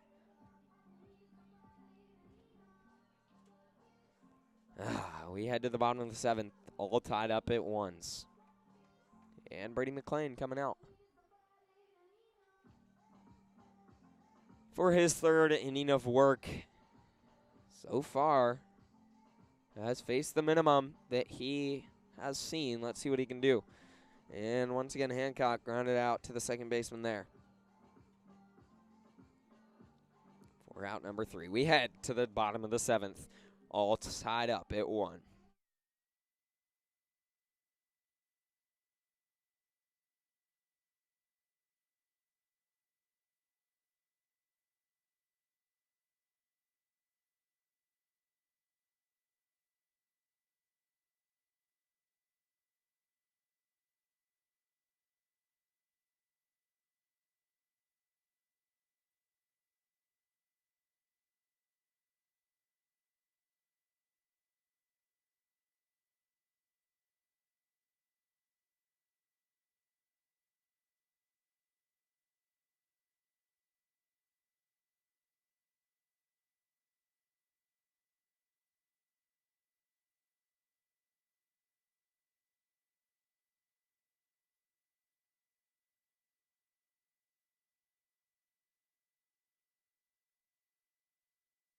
In the bottom of the 7th, due up for the Goldpanners is the 3rd baseman, Tony Riley, making his 3rd at-bat of the game right here.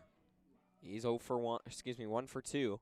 And first pitch he sees from Brady McClain. Great pitch there. Curveball tailing into the zone for strike 1. We've got an 0-1 count. Once again, as I said, Brady McClain faced the minimum batters so far that he can. That ball popped up in foul territory. Running in is Mason Quinlan, who's going to make the grab for out number 1 right there in the bottom of the 7th. Great work from Mason Quinlan tracking that one down in foul territory and making the grab. We got 1 out.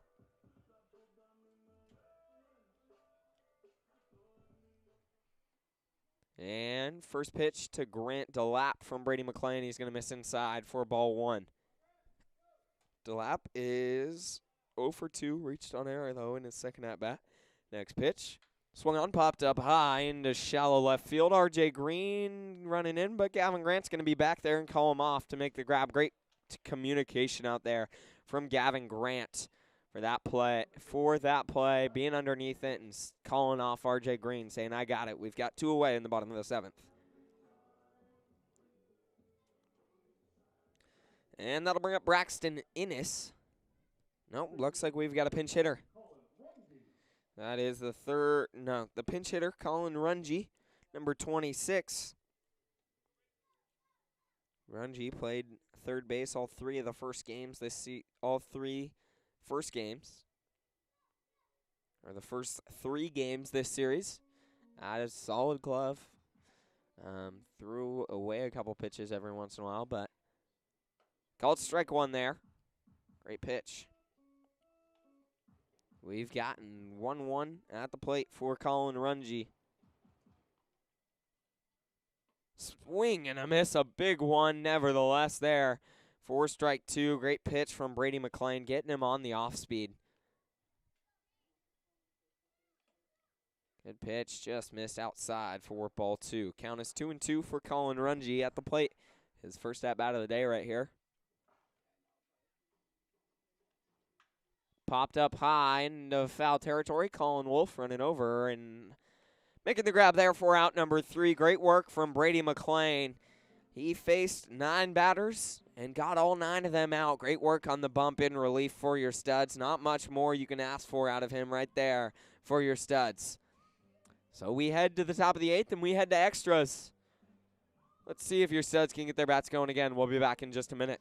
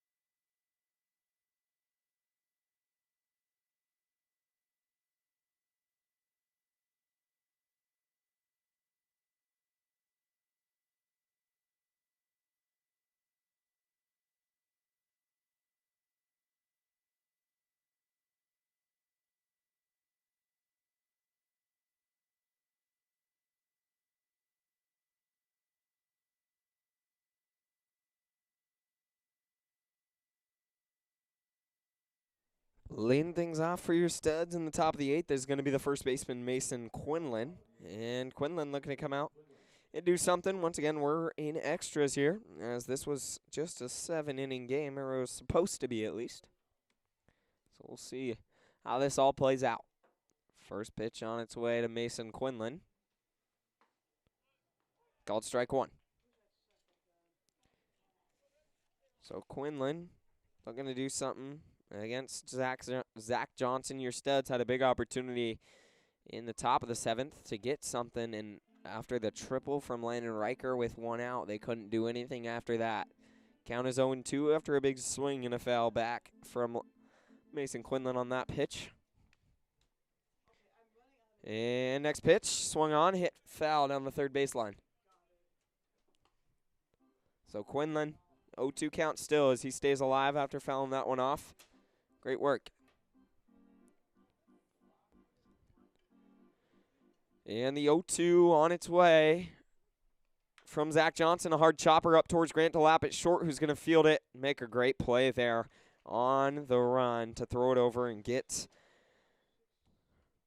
Mason Quinlan there at first for out number 1 in the top of the 8th.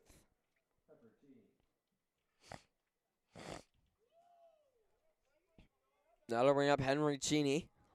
This PA guy having a little fun with it. Called him Peppercini. I thought so. Maybe I just misheard it. But he called Gavin Grant GG earlier, so Not many people here want to have a little fun. Henry Cheney hits that over towards the second baseman, who makes a good play.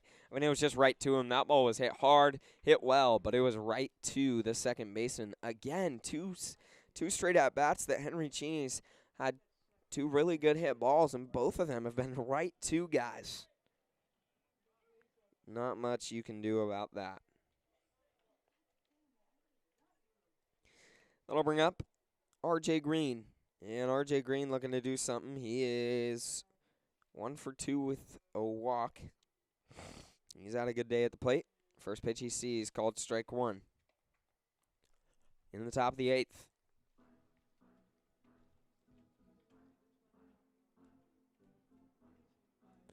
Next pitch. Called strike one there. Excuse me, strike two to R.J. Green, so he's got no 2 count. Let's see if he can do something right here.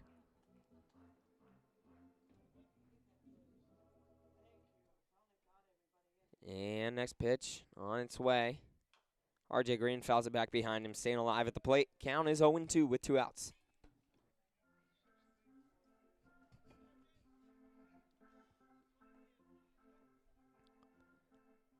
So R.J. Green looking to do something here for your studs. The 0-2 on its way. Down low and away for ball 1. We've got a 1-2. A 1 ball, 2 strikes, 2 outs, nobody on. In the top of the 8th inning. Next pitch on its way. Up high, ball 2 to R.J. Green. Similar situation last at bat. He got down 0-2 and ended up walking out of that. Let's see what he can do. Worked this back to a 2-2 count with 2 outs. Next pitch.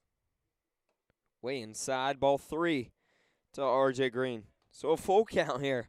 Great work at the plate from R.J. Green. Let's see if he can get something out of this. 3 balls, 2 strikes,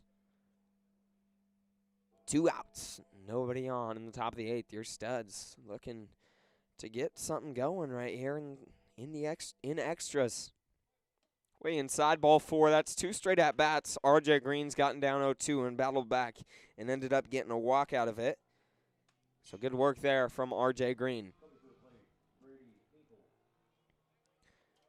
That'll bring up Brady Hinkle, who's 0 for 3 with 3 strikeouts today. Let's see if he can change that up right now. I mean, came into this series doing real well at the plate. First pitch he sees called ball 1 from Zach Johnson.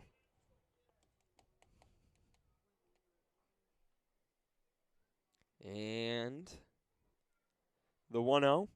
Up high, ball 2 to Brady Hinkle for your studs. Once again, a 1-1 ball game in the top of the 8th.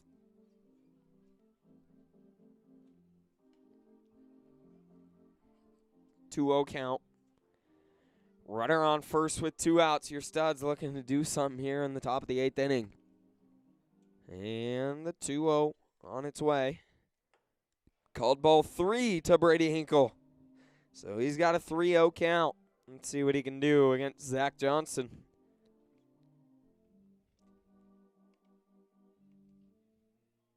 And the 3-0. Called ball 4. So a 4-pitch walk to Brady Hinkle is going to put runners on first and second with 2 outs. Great work at the plate there from Hinkle. And he saves himself from the golden sombrero. After his first 3, he struck out swinging his first 3 at-bats. Breaks the streak right there with a walk. That'll bring up Gavin Grant, and Miles Kaiser is going to head out to the mound and have a word with Zach Johnson.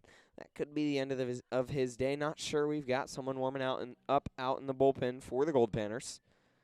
Not sure what is going to be the plan here.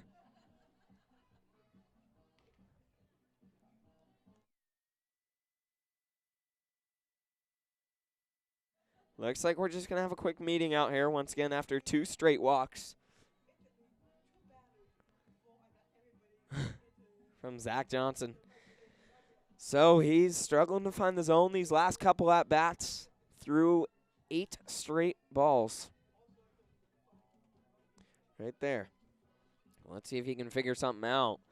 Your studs looking to do something. Gavin Grant has the opportunity to deliver right now. He's 0 for 3.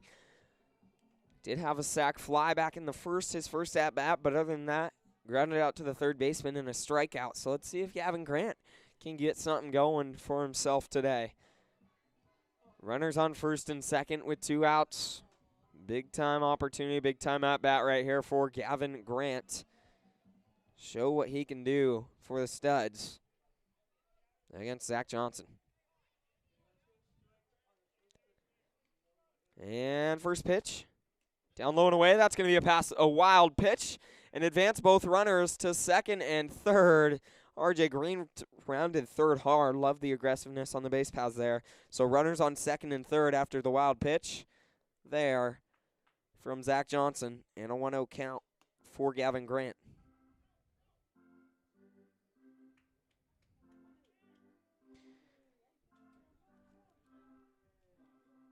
See what Grant can do right here. 1-0 count. Runners on second and third. 2 outs. And you watch a strike one go by. That's the first pitch. First strike in 9 pitches from Zach Johnson. So a 1-1 count with 2 outs. Gavin Grant just needs a base knock right here for your Studs. Let's see if he can deliver. All he needs is a base knock. Called ball 2. As that one was down low. Showed bunt, which is kind of an interesting approach, but I don't know about that. He is a pretty solid bunter, but putting a bunt down with runners on second and third and 2 outs, not sure about that approach. I guess I could see it, putting it down the third baseline. That's going to be outside for ball 3 to Gavin Grant, so we've got a 3-1 count. Runners on second and third and 2 outs. Let's see what Gavin Grant can do right here for your Studs.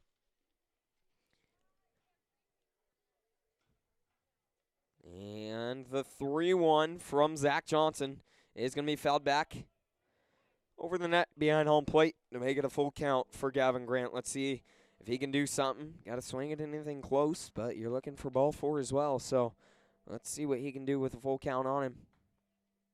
Gavin Grant looking to do something big for your Studs right here with 3 balls, 2 strikes, a full count with 2 outs. Big time pitch. Swung on, popped up high, going back at the net is the catcher. That's going to drop. So Gavin Grant gets another life here behind the plate. That could have been bad, but the catcher doesn't get there in time. Gavin Grant has another life. 3 balls, 2 strikes, and 2 outs right here. In the top of the 8th with runners on second and third. Let's see what Grant can do for your Studs. He's looking to deliver. They just need 1 run to put themselves on top as we're in extras. Gavin Grant looking to deliver right here. The 3-2 on its way from Zach Johnson. Grant's going to hit that towards the third baseman who's going to field it, throw it to first in time. Gosh dang it, Gavin Grant frustrated about that. He grounds out to the third baseman. And we head to the bottom of the 8th. Let's see if Anthony Brady coming in from the bullpen. No, Brady McClain coming out for his 4th inning of work. So, let's see what he can do in the bottom of the 8th. We'll be back in just a minute. Your Studs had an opportunity once again right there.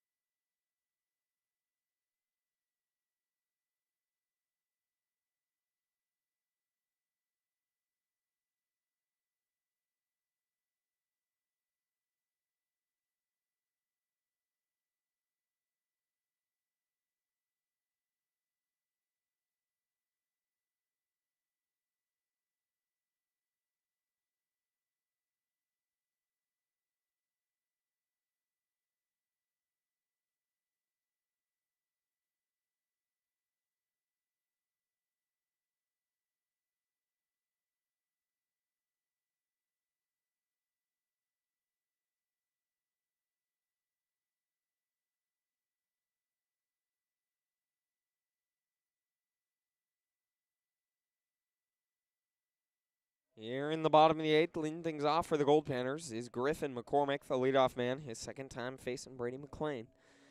And first time he faced him, he grounded out to McLean. Actually, excuse me, nope. His first time facing McLean. He grounded out to Deegan Aiden. That was Aiden's last at-bat. Fouled ball 1 to Griffin McCormick. McCormick 1 for 3 on the day. So he's looking to do something right here. Next pitch. Called strike 1 there. Great pitch from Brady McLean. He's been so solid so far for your studs.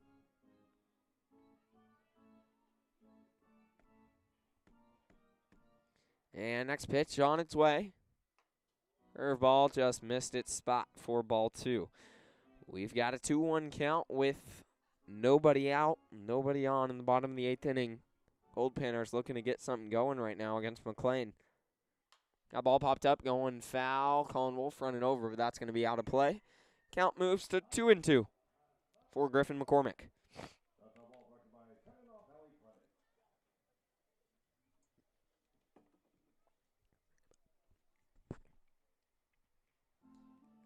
And a 2-2 count. Brady McLean looking to ring him up right here. Just misses outside. Ball 3. So we've got a full count. Let's see if McLean can get Griffin McCormick right here. And next pitch.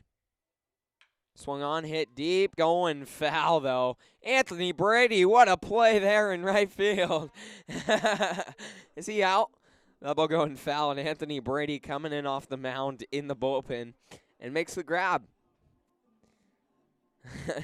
I think they should say that's an out, as that one was hit right to Anthony Brady. He took about 2 steps off the mound and made the grab. So, full count still at the plate for Griffin McCormick. Next pitch on its way from McLean. That's going to be the first batter he lets on board after he walks McCormick here in the bottom of the 8th. We'll bring up Cole Carter, the left fielder. And Barry Aiden's going to go out and have a word with Brady McLean. I think that's going to be the end of his day. And they're going to bring in Anthony Brady. So, yep, that's going to be the end of his day. Great work from McLean, though, on the mound. I mean, facing 9 batters, only letting one of them get on board, and that was that last one, Griffin McCormick. And McLean did a great job. No hits, no runs, just one walk. So great work from Brady McLean right there for your studs. He throws, let's see, didn't get an out there. So he threw 2 2 2 2/3 innings for Brady McLean. 9 at-bats, no runs, no hits, 1 strikeout, 1 walk, and no earned runs for Brady McLean. Great work on the mound for your studs in relief right there. And coming out is Anthony Brady. Let's see what Anthony Brady can do here. We'll be back in just a minute with a runner on first and nobody out.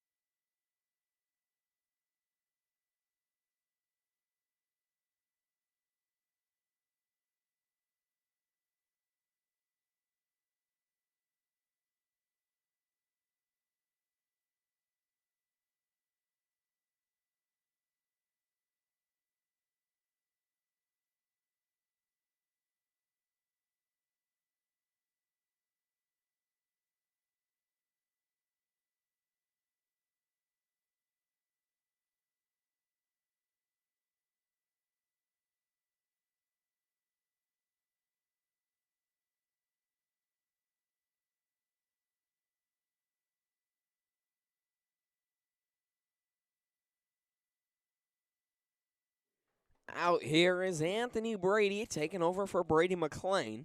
And McClain, once again, as I said, did a great job in relief, only letting one batter on in 9 at-bats.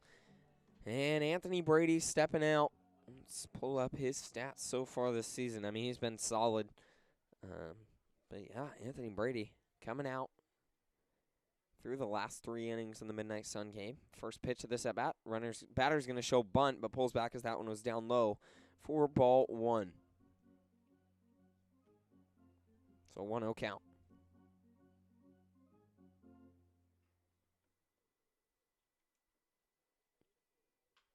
And that's going to be a hit down, foul down the first baseline. Mason Quinlan's going to field it foul. Count moves to 1-1 at the plate.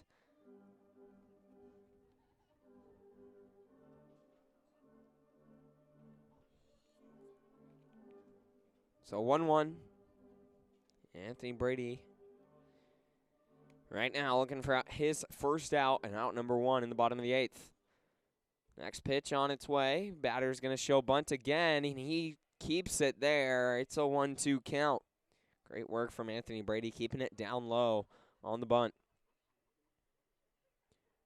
And Anthony Brady, yes, in 12 innings of work, has only allowed 2 earned runs, making his 10th appearance of the season right here. Has 6 walks, 17 punch-outs, though, and a 1.5 ERA. That ball's going to go foul and go out of play. Count remains 1-2 at the plate for Cole Carter, who's looking to do some work right now. 1-2 count. Nobody out and a runner on first in the bottom of the 8th. The opportunity, if the Goldpanners can get one here, it'll be game over. And Anthony Brady misses low and away for ball 2. We've got deuces. See if he can find the zone.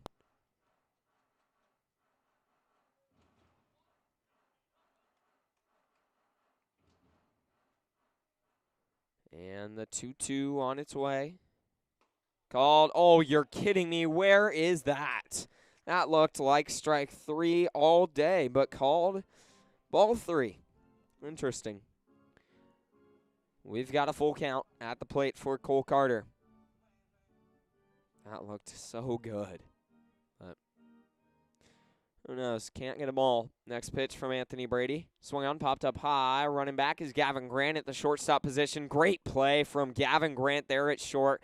Tracking that one down, probably running back 20, 25, I guess 25 yards or so. Back there making the play and catching that one about 15 feet off the grass. Great work from Gavin Grant. And I'll bring up Blake Porter with 1 out. Porter is 0 for 2 with a walk today. Both times is grounded out to Kyle Strash there at second. Ground ball to Kyle Strash again would be nice. Maybe an opportunity to roll one up. Swung on, hit into center field, running back. What a play from Landon Riker there in center field. Just made that look so easy, so routine. Running back, catching it in stride right at his shoulder. Great play from Landon Riker there in center field. After the line out from Blake Porter, we've got 2 away.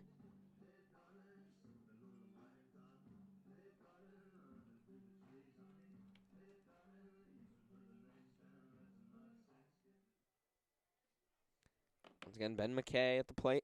Runner on first with 2 outs now in the bottom of the 8th inning. First pitch on its way of this at-bat from Anthony Brady. Great pitch, tailing it in there for strike 1.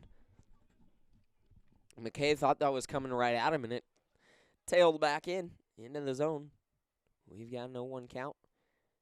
And next pitch from Anthony Brady. In there for strike 2. Great pitch. So Anthony Brady actually works at driveline. Still throws for the studs, but works at driveline is actually one of their main research and developmental guys. He has his degree, his master's in biomechanics, so knows a lot about how, designs new pitches for different guys, does lots of work there, so he's got an 0-2 count with 2 outs. Let's see what Anthony Brady can do right here against Ben McKay.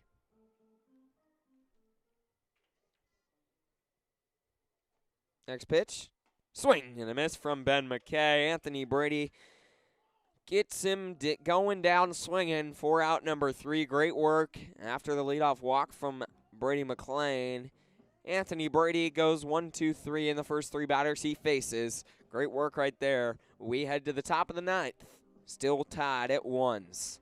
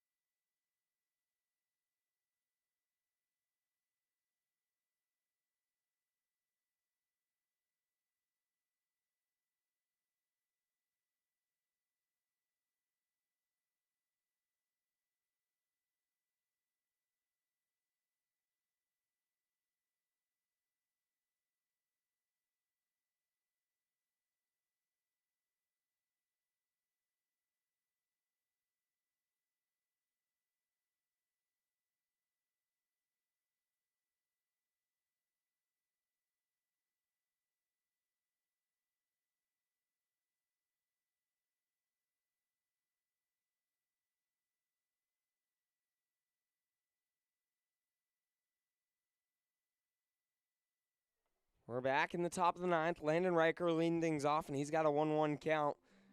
Facing the new pitcher on the mound for the Goldpanners. That's number 37, Jacob Frick.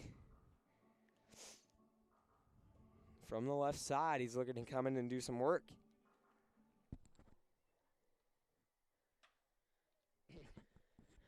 Landon Riker is going to pop that, and it's going to be caught in right field.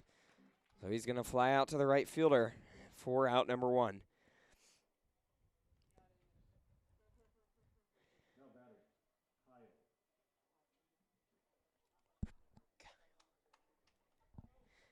And the PA guy that time just said, now batting Kyle. Just Kyle up. Kyle Strash, that is. He's got no 1 count. Once again, Jacob Frick on the mound for the Goldpanners right now, and he's looking solid so far. Next pitch on its way to Kyle Strash. Swung on towards Grant DeLapp. It's short if he can finish this play off. I mean, made a great throw, made a great play over there, but just didn't have the arm strength to make the throw in time. I mean, I don't even know. That's such a tough play to make if he would have made that. So that would have been very impressive.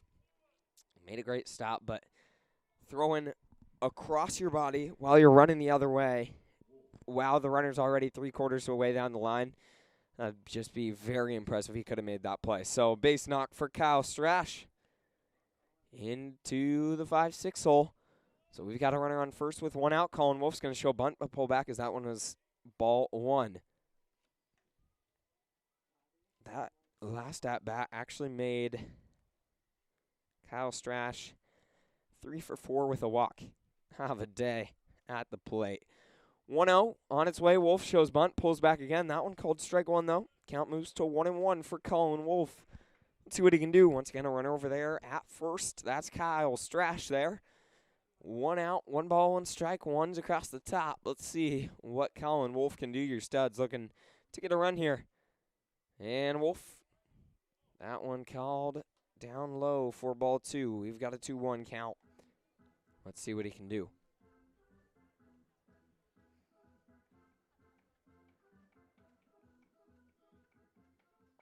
Jacob Frick delivers next pitch down low for ball 3. So a 3-1 count. The Goldpanner fans not happy with that call. Looked down low to me, but I could be biased. Who knows? 3-1 count with 1 out. Let's see what Colin Wolf can do here for your Studs. Runner on first. He's looking to get on board, and they're looking to get at least 1 run here in the top of the 9th. Swung on, popped up, going foul, out of play, and that's going to give it a 3-2 count and give us a full count here. Let's see what Colin Wolf can do for your Studs on this next pitch.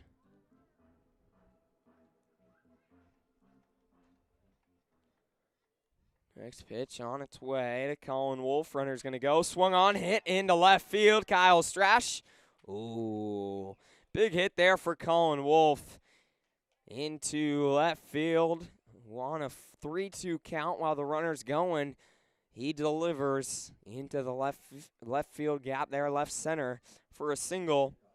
And that's going to be 2 base knocks here with runners on first and second after Colin Wolf hits the big base knock on the 3-2 count. And that'll bring up Brennan Hancock, who's 0 for 4. Perfect time to turn around his day, and that looks like it will not do it. Kyle Strash is going to tag up, and Brennan Hancock just swung at the first pitch he saw, got under it, and didn't quite get what he wanted there. That'll bring up Henry Cheney with 2 outs.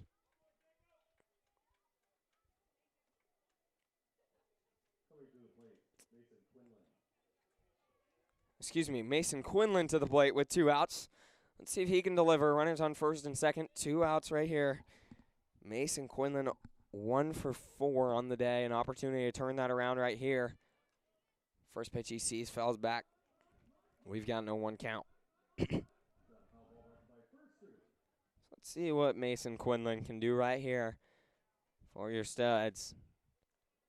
Next pitch on its way from Frick. Swung on, going foul, and that's out of play. Count remains 0-2 now for Mason Quinlan. Let's see if he can shorten up, get a base knock, get something right here for your Studs. Had a base knock his first at-bat, but hasn't got on board since then. Let's see, next pitch from Frick. Swung on, big swing and a miss there from Mason Quinlan.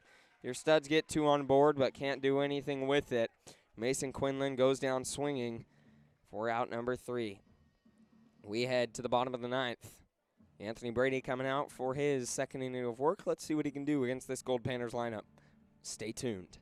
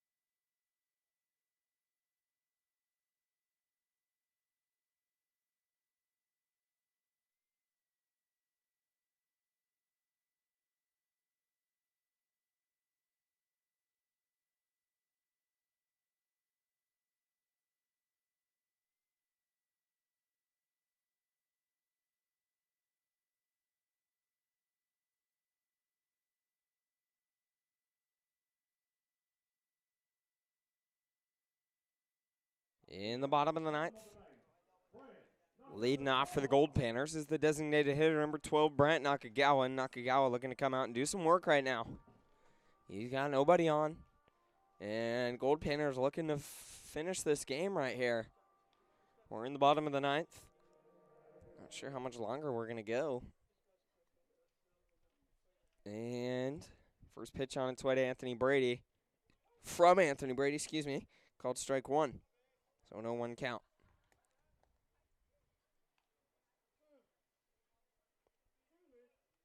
And next pitch. Swung on, going foul down the third baseline. Count is 0-2 for Bryant Nakagawa, who is 1 for 2 with a walk on the day. So had a pretty good day at the plate, actually, for the Goldpanners. Let's see what he can do.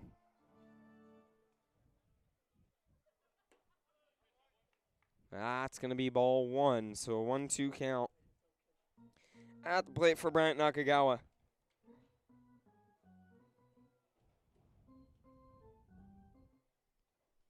Next pitch, down low and away, ball 2. We've got deuces, 2 balls, 2 strikes.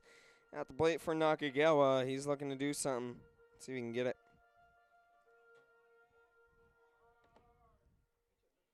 And next pitch from Anthony Brady. Strike 3, he rings him up.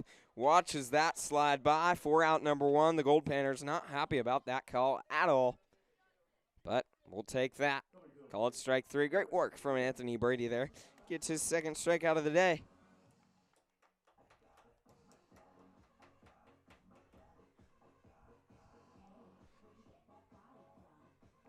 So Aaron Kim, a little funny, his walk-up song, pretty funny, and Brock Gagliardi on the studs. He has a fun time with it and messes around. He said this is going to be his, jokingly, he said it's going to be his walk-up song next year at Old Dominion. Because it's not a very good song, but it's pretty funny. We've got a 1-1 count at the plate for Aaron Kim.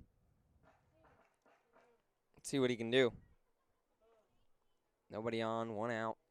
Bottom of the 9th, that ball hit hard towards Kyle Strash at second, just out of the reach of his glove. That's going to be a base knock for Aaron Kim there. Into the gap. A line drive.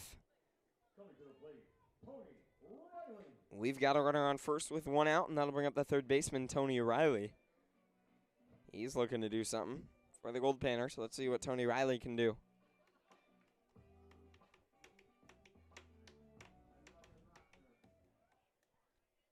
And first pitch to Tony Riley on its way from Anthony Brady. Fired in there for strike 1. Great pitch from Anthony Brady. Tony Riley so far today, 1 for 3. Got a base knock, his 2nd at bat.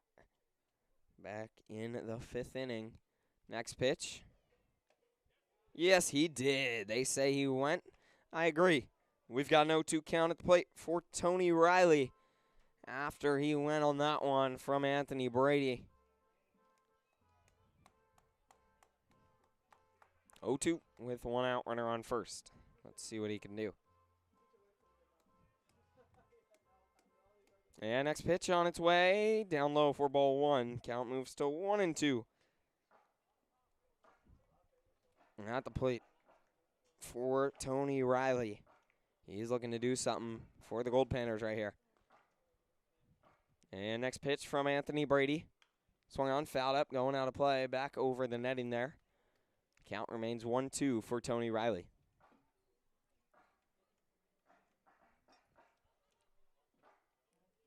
And next pitch on its way. Down low, that's going to be a pass ball. It's going to get by. Runner could even go to 3. I don't know why he didn't, because he wasn't hustling. I think that's a wild pitch there from Anthony Brady. Makes it a 2-2 count. And Aaron Kim will advance to 2nd. Once again in the bottom of the 9th. We've got a pinch runner over there. Aaron Kim was catcher. Joseph Riley. Pinch runner now. And Anthony Brady with a 2-2 count on Tony Riley. Let's see what he can do. Next pitch on its way from Anthony Brady. As he looks back the runner. Delivers that ball lined into center field, but Landon Riker in perfect position to make a play. Also tracks it down real well. Great work there from Landon Riker. He's made quite a few great plays out there in center so far today for your studs. So we've got 2 outs. Grant DeLapp now has the opportunity to do something for the Goldpanners. He is 0 for 3. Did get on base back in the 5th on an error. But 0 for 3 on the day at the plate. And first pitch of this at-bat on its way to Grant DeLapp from Anthony Brady. Just missed down low for ball 1. So we've got a 1-0 count.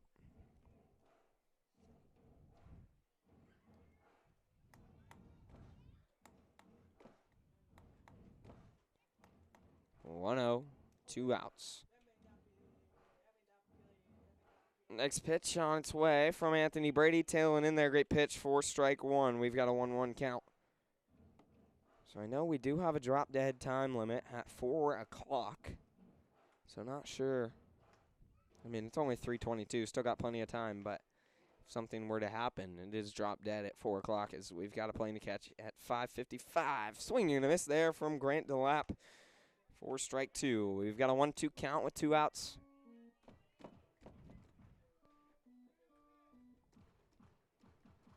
1-2, 2 outs. Runner on second for the Goldpanners here in the bottom of the 9th. And next pitch from Anthony Brady. Swing and a miss. He gets him swinging and rings him up there for out number 3. Great work from Anthony Brady on the mound for your Studs, coming in and taking over. And we head to the top of the 10th now. I think, let's see what, looks like Coach Miles Kaiser is having a word with the umpire. Not sure what the deal is. Looks like his team's heading out there. He's just questioning him, maybe. I don't know. Yep, so we got a little bit more to play. We head to the top of the 10th. Your Studs looking to get their bats going again. Haven't got a run since the 2nd inning. Let's see if they can change that. We'll be back in just a minute.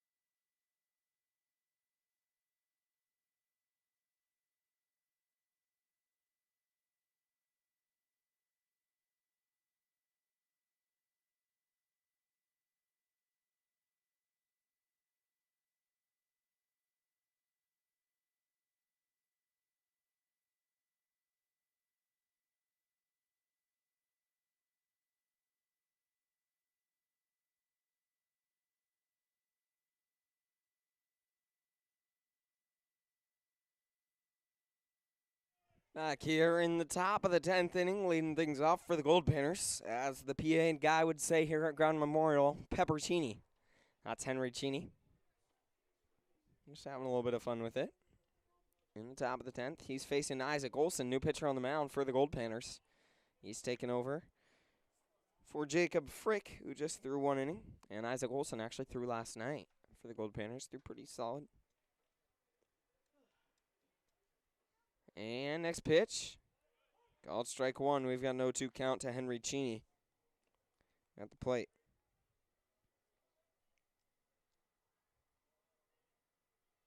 See what Cheney can do. Next pitch. Down low for ball 1. We've got a 1-2 count for Henry Cheney.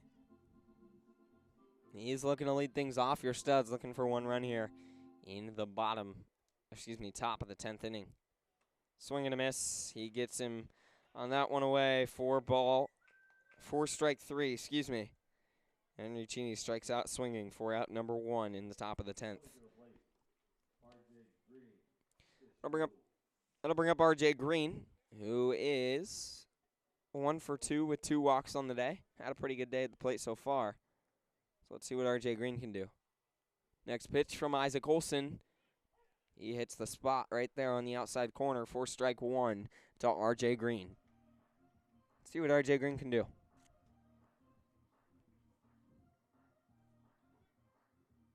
And the 0-1. Swung on, hit right back to Isaac Olson on the mound. He's going to field it, throw it over to Colin Runge at first for out number 2. Just unfortunate right there as that was hit right back to the pitcher on the mound.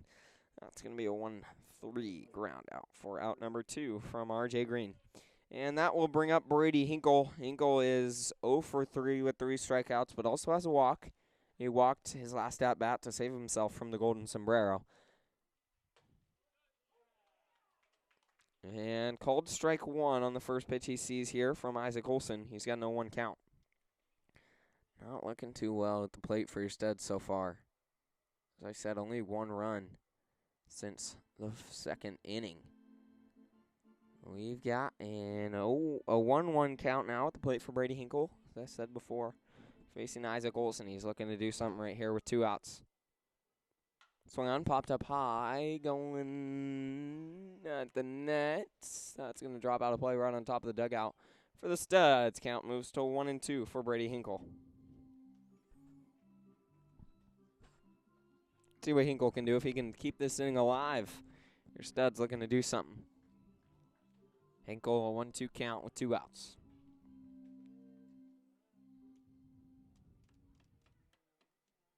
Next pitch. Swung on, going into shallow right field. The right fielder running in, though. And F9 is going to be out number 3 in the top of the 10th. We're going to the bottom of the 10th. Let's see what your studs can do. If Anthony Brady can continue to deal on the mound, we'll be back in just a minute.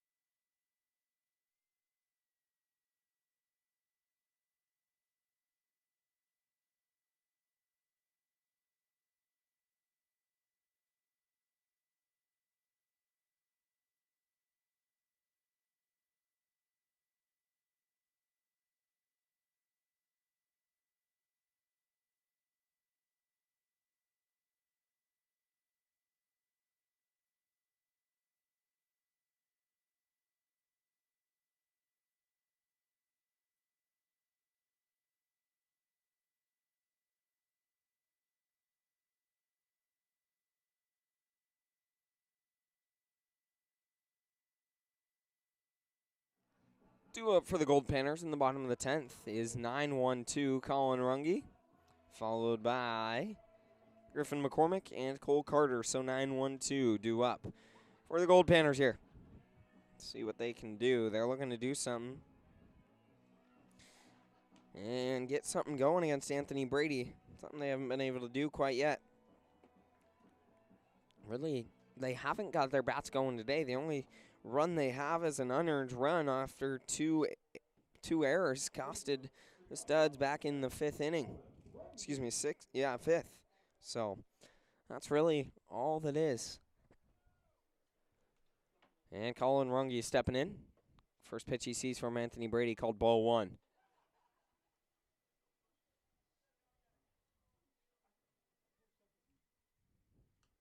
To Colin Runge. Called ball 2. We've got a 2-0 count. Runge, his last at bat. He popped out And down into foul territory along the third baseline to Colin Wolf. Big swing and a miss there from Colin Runge. Count is 2-1 now.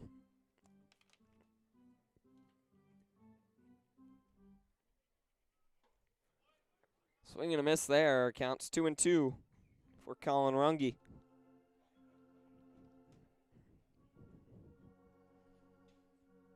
And the 2-2 on its way. Swung on. Foul ball back towards the dugout of the Goldpanners. And Anthony Brady looking for out number 1 right here against Colin Runge. See if he can get it. That ball going into left center. What a play from R.J. Green there in left field. Tracking that one down, making the play that looked like it was going to be a base knock. And he robs Colin Runge there in left center. Great play from R.J. Green. We've got one away in the bottom of the 10th, and that'll bring up Griffin McCormick, the leadoff man, who's 1 for 3 with a walk today. So he's looking to do something right here against Anthony Brady on the mound for the Studs. And next pitch from Brady. That's just going to slide by underneath the legs of Brady Hinkle. Count is 1-0. 1-0 at the plate. Not sure what's happening.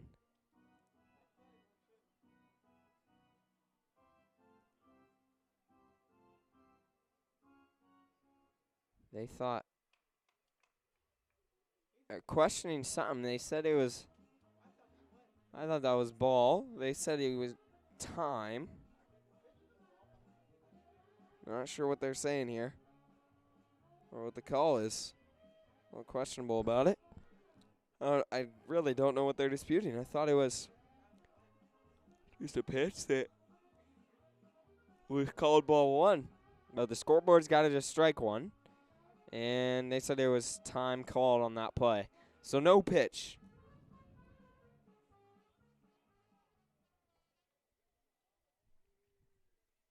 We've got no 0 count at the plate for Griffin McCormick, the leadoff man. And first pitch on its way from Anthony Brady. That looked good, but called ball 1. We've got no 1-0 count. And next pitch on its way from Anthony Brady. Swung on, fell back in the net behind home plate. Count is 1-1.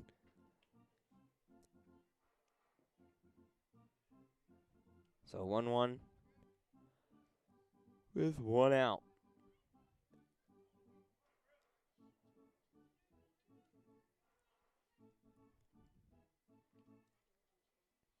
Swung on, hit over towards Kyle Strash at second. He's going to field it, throw it to first in time. Routine 4-3 ground out is going to be out number 2 in the bottom of the 10th inning. Coming to the plate, Cole Carter. And that'll bring up Cole Carter, the left fielder, who is 0 for 4 on the day. So Cole Carter looking to do something here for the Goldpanners in the second. Excuse me, not the second, in the 10th with 2 outs.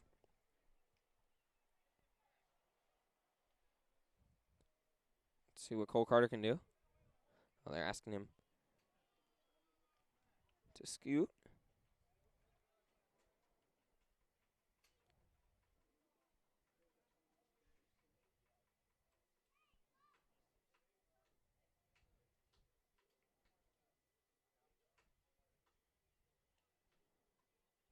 And first pitch of this at-bat, Anthony Brady gets him on the slider there. 4 strike 1. Great pitch from Brady. We've got no 1 count.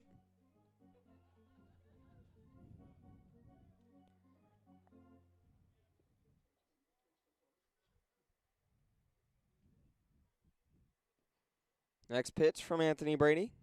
Down low and away, ball 1. So we've got a 1-1 count.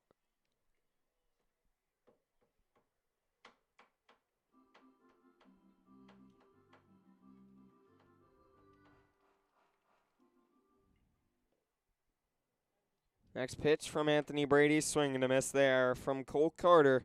Great pitch from Brady. We've got a 1-2 count. Once again, 3:36 is our time right here.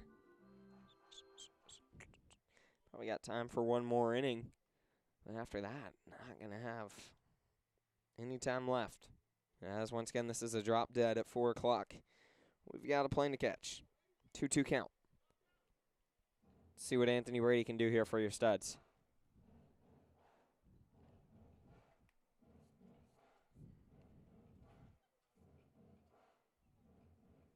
And next pitch from Brady. Swing and a miss. He gets him swinging. That is Anthony Brady's. Let's see here. 1, 2, 3, fourth strikeout of the day so far. Great work from Anthony Brady. We'll be back in just a minute for the top of the 11th.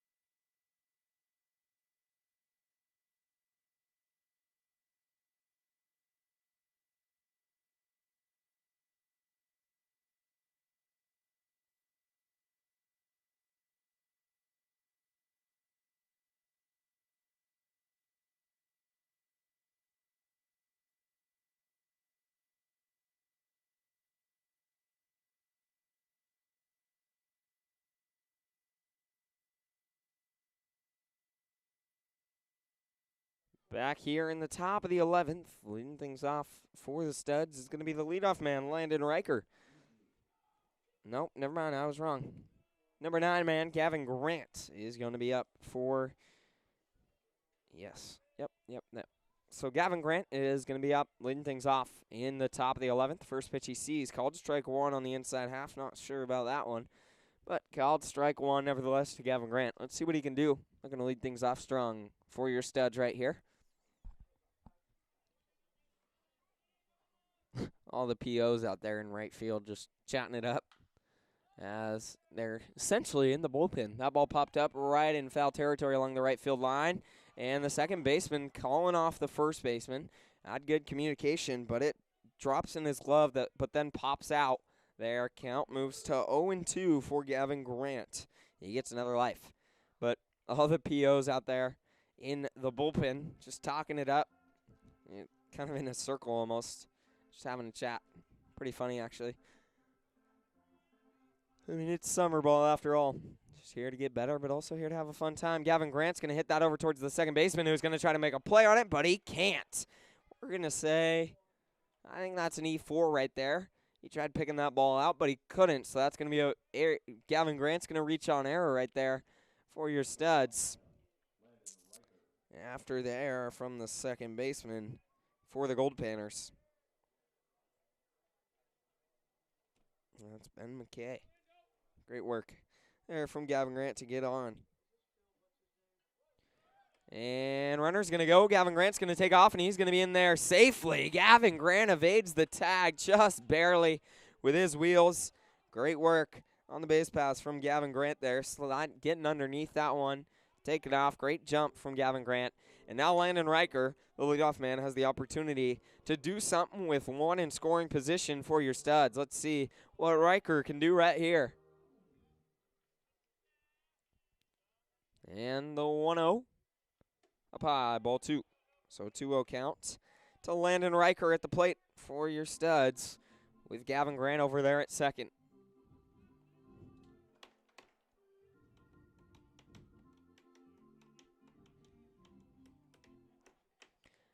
2-0. Next pitch to Landon Riker. A big swing and a miss there for strike one. He's got a 2-1 count. Riker is 1 for 5 with a triple. So, I mean, there's that, but 1 for 5. He's got a 2-1 count at the plate with a runner on second. Next pitch on its way from Isaac Olson. Down low, that's going to be ball 3 to Landon Riker. He's got a 3-1 count with nobody out and a runner on second for your Studs. Let's see what Riker can do.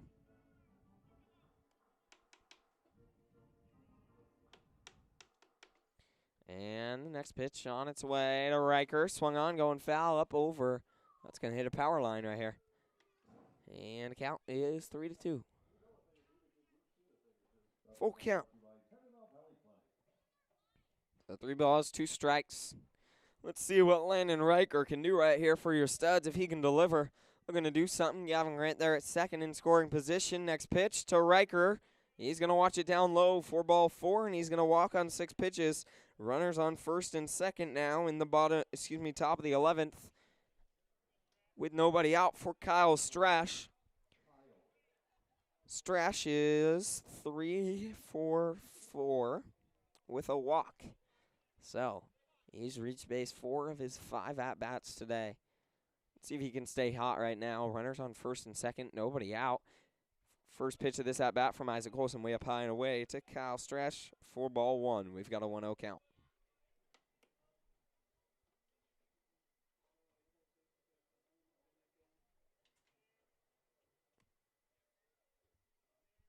And next pitch on its way from Kyle Strash. He's going to show bunt.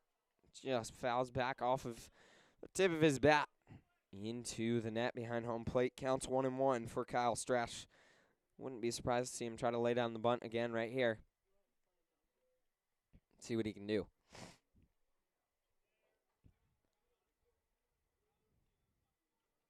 And the 1-1 on its way. Kyle Strash shows bunt. Once again, pulls back. That one's called strike 2, though. Now doesn't have the opportunity to bunt. I mean, he does, but more than likely won't be bunting right here. Isaac Olson on the mound. Let's see what Kyle Strash can do with the runners on first and second. A 1-2 count. And nobody out here in the top of the 11th.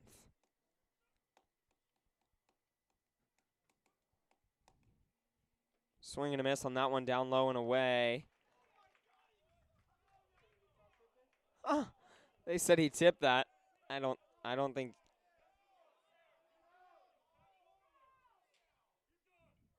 Oh, they just tossed the manager from the Goldpanners. I mean, that was a terrible, terrible call in my opinion. They said that he tipped that. And Miles Kaiser gets up in his face a little bit after he's tossed, and now he's gone.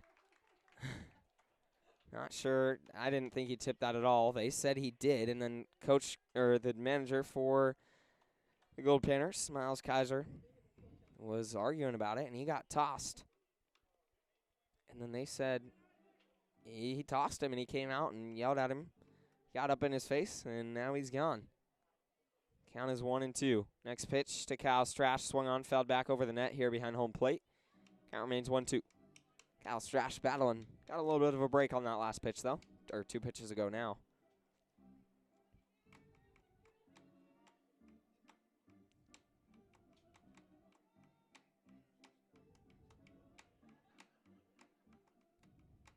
And next pitch on its way. Swung on, hit into steep center field. Tagging up is Gavin Grant. He's going to go to, nope, he's not. He's going to hold off right where he's at. We've got runners on first and second with 1 out after Kyle Strash flies out to the center fielder. That'll bring up Colin Wolf. That's actually really funny. So the PA guy said, it's Colin Wolf. He said, now batting Colin, and then they played noise of wolves, all screeching and howling. That's pretty funny, actually. So just having a little bit of fun with it here. Not many fans. Why not have a little fun with it? We've got a runner on first and second with 1 out. And first pitch that Colin Wolf sees from Isaac Olson, called strike 1. And Colin Wolf, so far today, is 2 for 4 with a walk. Had a pretty good day. Has a double and a single. Let's see if we can keep it up.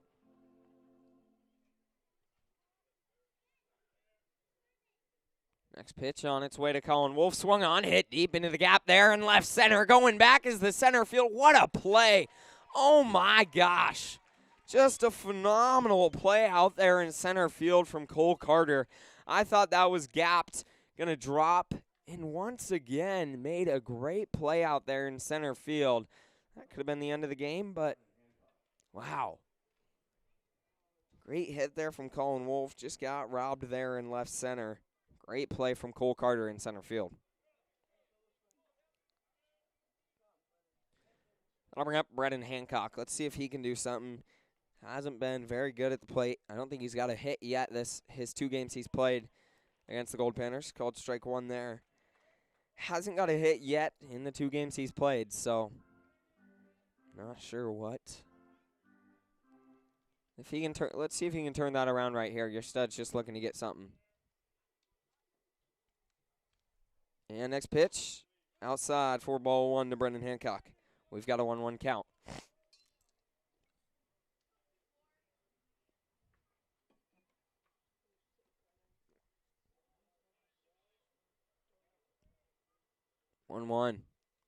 Next pitch from Isaac Olson on its way to Brendan Hancock.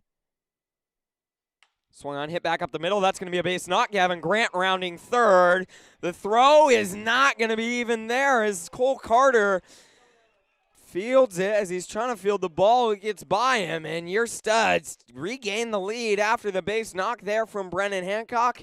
His first of the series makes it count in the top of the 11th. He brings in Gavin Grant, the RBI single back up the middle from Brendan Hancock. That's huge right there as Gavin Grant rounds second.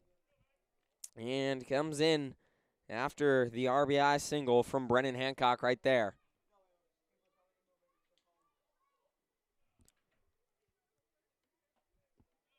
Called strike 1 there. On Mason Quinlan. Let's see what Quinlan can do right here for your Studs.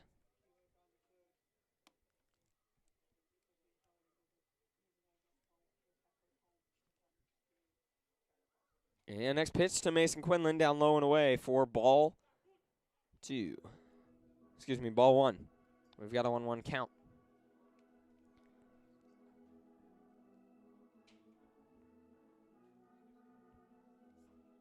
One with 2 outs. Next pitch on its way. Swung on, popped up, going foul, out of play. Over towards the beer garden there. And count moves to 1-2 for Mason Quinlan. Let's see what Quinlan can do right here for your Studs, as they lead 2-1. So my question is, if it passes 4 o'clock in the middle of, Mason Quinlan's going to foul that off in the middle of the, I guess, bottom of the 11th, like while it's not even over yet, what do? Do they finish it? I mean, who knows? We've got a 1-2 count with 2 outs. Next pitch on its way. Swing and a miss. Mason Quinlan swings at that. He strikes out swinging to end the top of the 11th.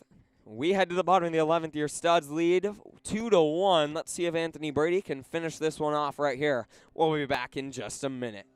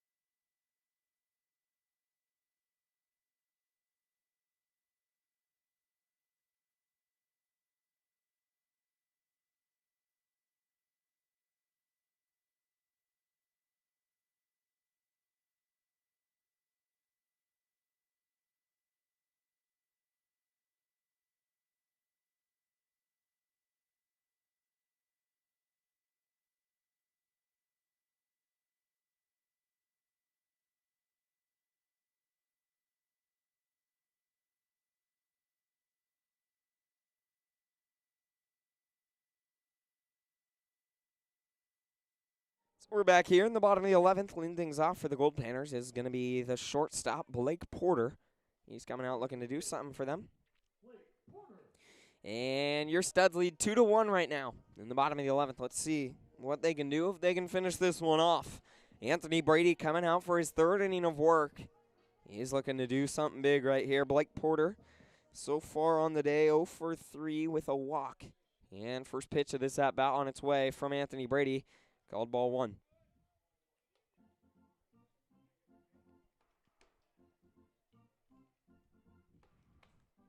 So ball 1. Next pitch on its way. Called ball 2. We've got a 2-0 count. So 2 balls, no strikes. Let's see what he can do. Swung on, hit hard over towards Mason Quinlan at first, who's going to field it, throw it to Anthony Brady on the run to first, and they're going to make the play. 3-1 ground out. It's going to be out number 1 in the bottom of the 11th. Good work there. We're just 2 outs away from finishing this one off, and that'll bring up Ben McKay, the second baseman.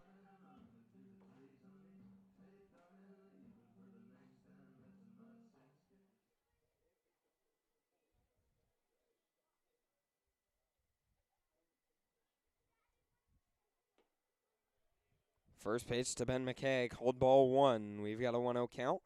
McKay so far 0 for 4 on the day. He's looking to do something.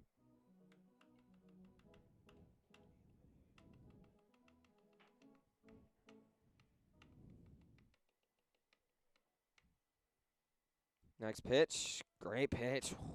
That looked good. Called ball 2.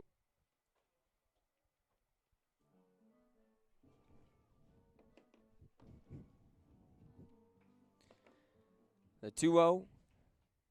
And next pitch on its way from Anthony Brady inside for ball 3. We've got a 3-0 count. Let's see what he can do.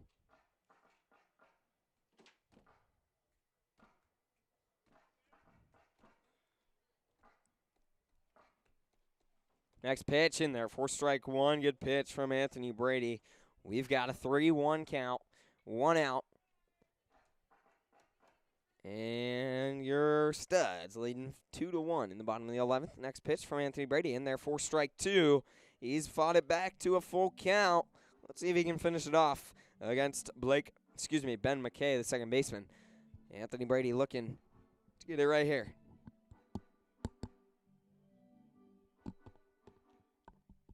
Next pitch. Oh, yep, he rings him up on that one. Curveball on the inside half. It tails back into the zone for strike 3. Great pitch from Anthony Brady.